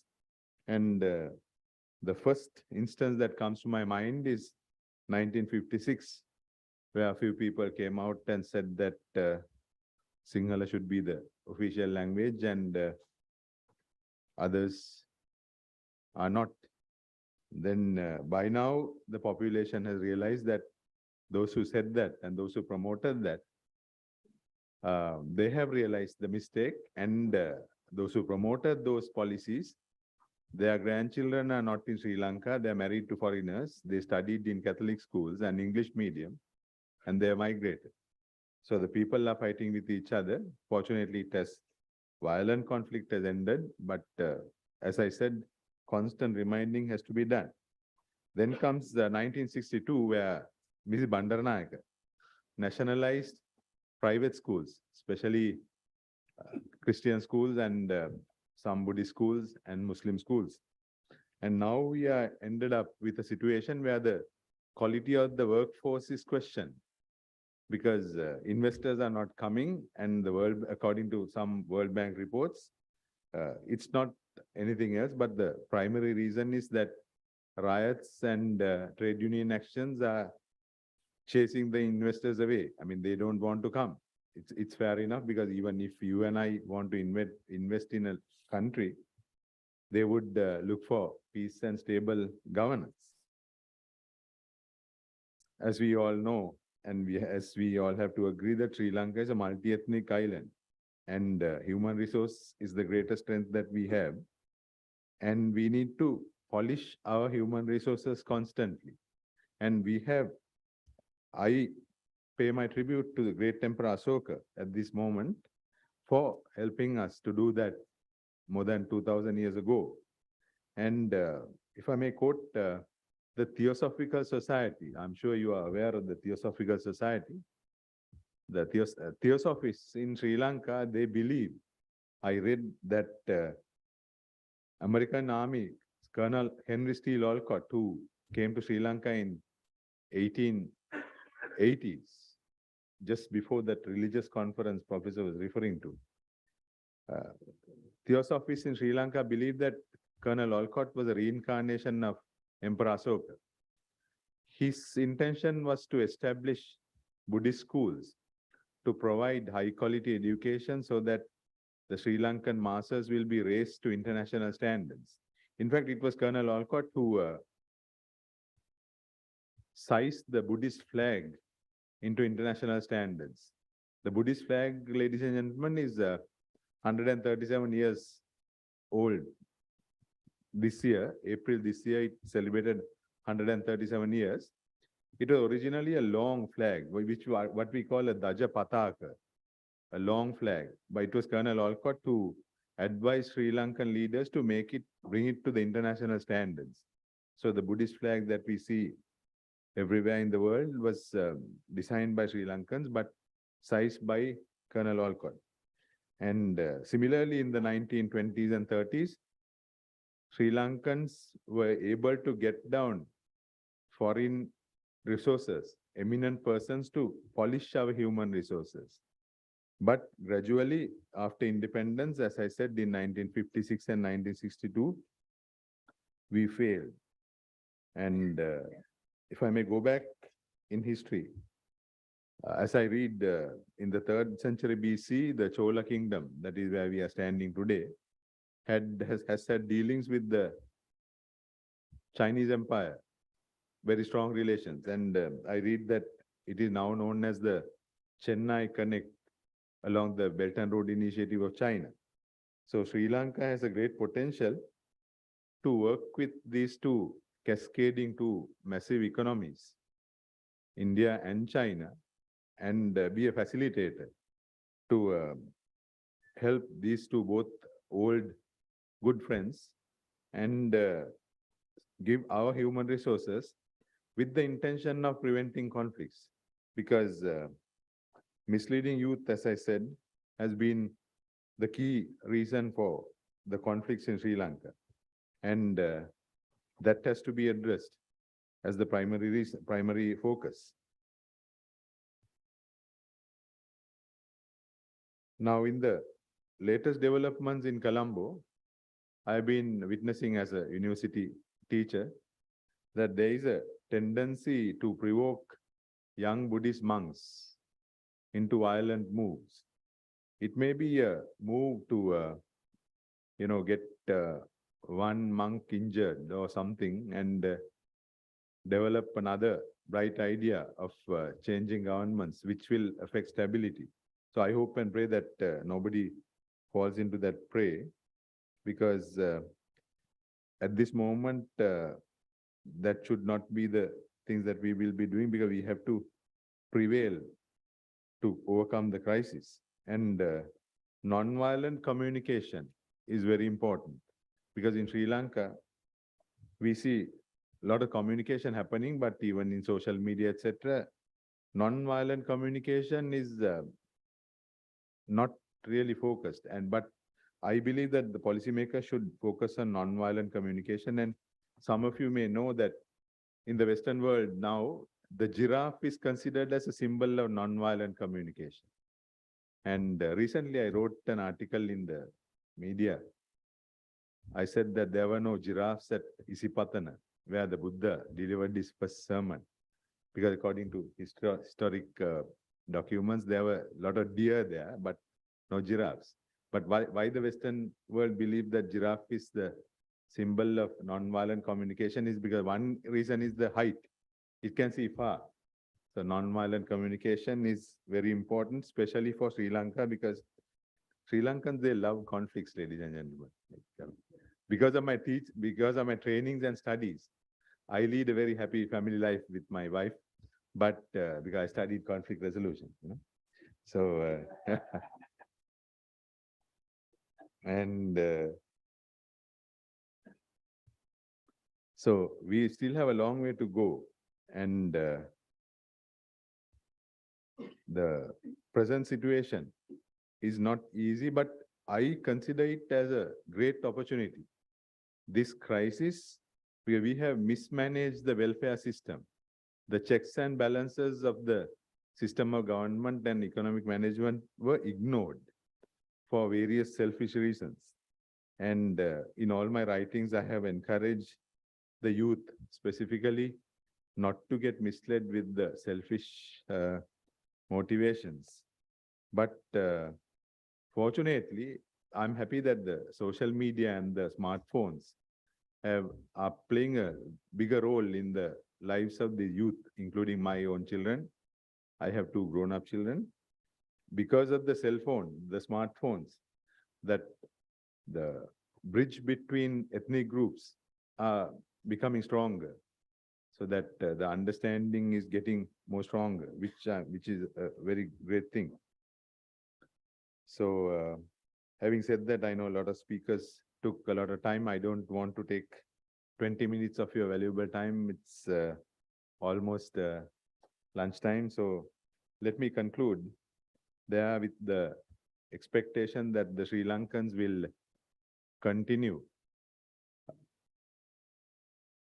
with good neighbors such as India and the countries in the region, so that we prepare our human resource, raise the quality of our human resources, and maybe a hub to train the regional human resources as well, so that we face the economic crisis with a non-violent human resource. Thank you very much.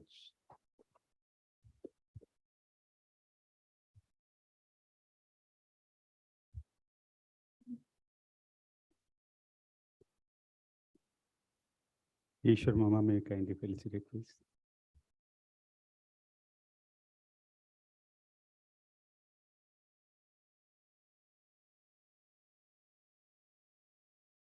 To the chairperson Thank for you. his concluding remarks. Yeah, thank you, Professor Santaji,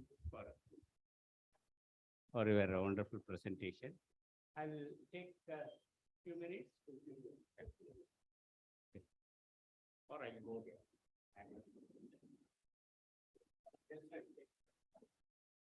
Few minutes and then complete, I know. Friends, I should say this is a very wonderful session. for the main reason that this session has got very great personalities from diversified field. Of course, two belong to same field, strategic defense and strategic department, and their approach is something very novel and also very innovative. Let me highlight some of the points very briefly, very briefly, which our speakers have said. Madam Gitanjali has given a wonderful observation, especially when she talked about Sindhu Tai. We were all overwhelmed. I was about to cry, in fact, I should say, because that was a very touching. பிள்ளைங்களுக்கெல்லாம் எப்படி பார்த்தாங்கன்னு தெரியல. ரொம்ப ஒரு மாதிரி ஒரு thrilling experience. This is practical philosophy, and I felt that she should be in our session, first session. அந்த மாதிரி that experience is something really remarkable. And அங்க madam was pointing out that life has a meaning. As a philosopher, I always ask this question, whether life has a meaning. And sometimes we say that life has no meaning. Meaning is given to you, given to life by you, that's all. As such, life has no meaning. But I am very much sometimes frustrated. And yesterday, I'm telling you the truth. Yesterday, I told my wife that I want to die. When my younger daughter, who is married, of course, I'm looking after her grandson. So she heard this and she shouted at me, "Why are you making such statements?" I said that, I think I have completed everything, and so it's a high time for us to die, both me and my wife. Then my daughter insisted, "No, you have got some more responsibilities." I said, I got two daughters, both of them got married, and I've seen my grandsons also. So what else I should see? There is something which you have to offer to the society. Of course, this is something very important. And when madam made a reference to this statement, namely life has a meaning, and there is always, we get inspiration from others. From Sindhu Tai, I got a lot of inspiration. I don't know about the young students here, because this is something, there is, when அந்த மாதிரி ஒரு கஷ்டத்துல இருக்கும்போது கூட அந்த அவ்வளோ ஒரு சமுதாயத்துக்காக செயல்பட வேண்டும் என்று நினைக்கின்ற அந்த நினைப்பு இருக்கிறதே, அதுதான் மிக உயர்ந்த எண்ணம். அதை I am grateful to you, madam, for inspiring all of us, and especially our students, I think, are very much inspired. And we want you to make some statement here towards the end, with Swamiji's permission, I'm saying. And of course, madam has pointed out different kinds of conflict and lots of things. She's talked about the systems of conflict. And also one point which struck me was how one should respect the other, especially how we have to respect the opponent views. This is something very remarkable. I have noted down a lot of points, but for want of time, I just cut short. Thank you very much, madam. Then my young good friend, Professor Ganesh Tangaraja, right? Ganesh Tangaraja has made a very beautiful presentation. And he started by saying that how Indian philosophy and Western philosophy, there is a difference. That is, in Western philosophy, start with violence. That is a very important point to be noted. But whereas Indian philosophy is based on the concept of love, this is very significant. If you read the Indian philosophical system thoroughly, you would understand how our systems, Indian philosophical system, talk about love and compassion. He has also talked about how peace is not easy to reach. It's how difficult it is to reach, and what are the challenges, etc. And he has also pointed out that right education is very much essential. And I am very grateful to him for making this wonderful presentation. And our Major General, sir, we are thrilled by your talk. Why? Because you could combine both spiritual and military. This is something, in fact, I'm always interested to listen to the defense and strategic people because they have a different area altogether. The world which they are the live world, to use the phrase, the live world of the military people is something different. We don't see your world. Of course, you see our world, but we are unable to see your world because you live in a different setup altogether. My brother-in-law, who was serving in Indian Army as a military doctor, he used to say that how in war path it seems that when somebody shoots and your companion or your friend will die on the spot, and it seems you will not have you can't spend even 1 minute to look at him because the opponent force is coming. So such a life is something really terrible for them. But you are so kind enough to tell us the other part, namely the spiritual part. This is really remarkable, sir. And I have also noted down a lot of points, and you have pointed out, and finally your understanding of how there is a similarity between the internal war and external war. This is also very important because internal war can be seen from the spiritual side, and very beautifully you showed the parallels. So this is really, we are very grateful to you. And also you pointed out the significance of the Guru.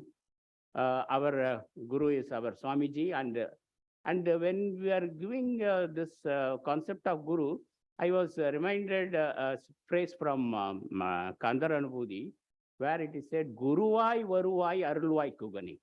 In fact, Swamiji also written a small pamphlet or a small book on this Guruvai Varuvai Arulvai Kugani. So that parallel is something really remarkable, military as well as the spiritual. And I never expected that spiritual part from you, in the sense because the military officers are always strict and they have their way of approaching the entire cosmos is different. But we are very much benefited by you, sir. Thank you. Then finally, my good friend, Professor Samitaji. Of course, his presentation of Sri Lankan experience is something really remarkable.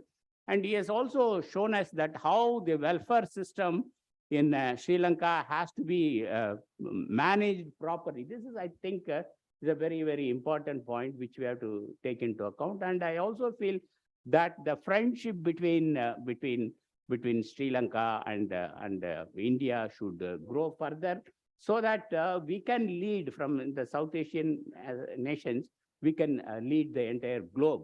Then finally, you have pointed out that the nonviolent communication is highlighted, how it is highlighted in Sri Lanka. This is a very important point.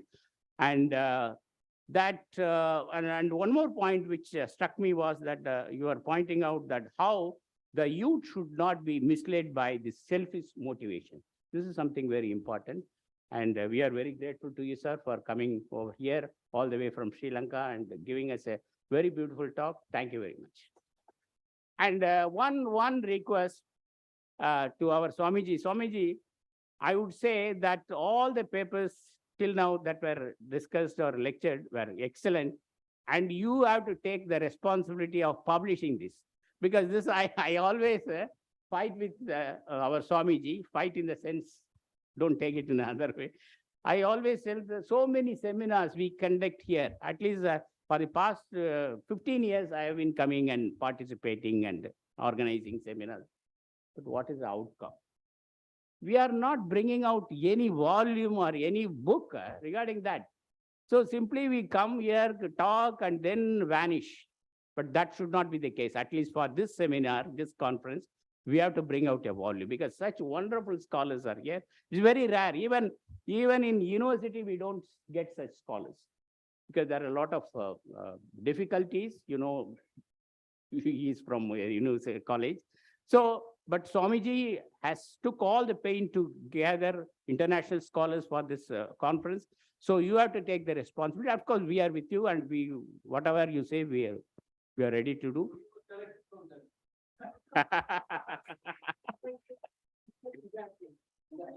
Okay, no problem, Swamiji. If you give their email, I'll be happy to contact them and get the paper, because I am very particular that this is a wonderful program which you have conducted. Of course, all the programs are like that. So this has to be brought up, and moreover, it has got a special significance, peace and conflict resolution. Thank you very much, sir.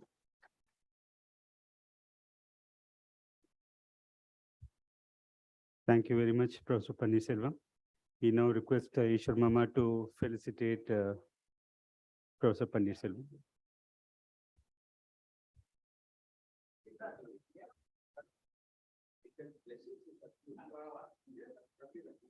With this, we come to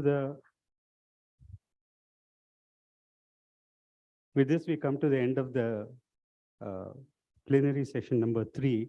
We are just one session behind schedule, but as I have one point to mention at this point. We are going through this very important and very absorbing session this morning we had on peace and reconciliation.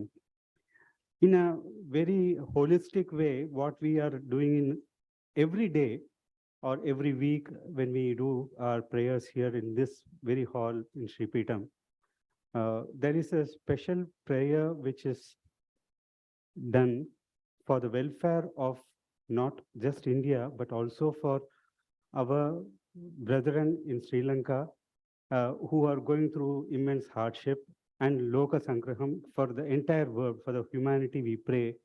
Every day there are satsang prayers and there are dedications to people who are spread out for them to get solace, to get benefit and peace prevailing everywhere. So just passing on this information for the benefit of all our guests. Actually, Valluvar had mentioned that செவிக்கு உணவில்லாத பொழுது சிறிது வயிற்றிற்கும் ஈயப்படும். But இன்னைக்கு morning நமக்கு வந்து செவிக்கு நிறையவே விஷயங்கள் வந்திருக்கு. இன்னும் வர வேண்டிய விஷயங்கள் அடுத்த செஷன்ல வர வேண்டியது இருக்கு.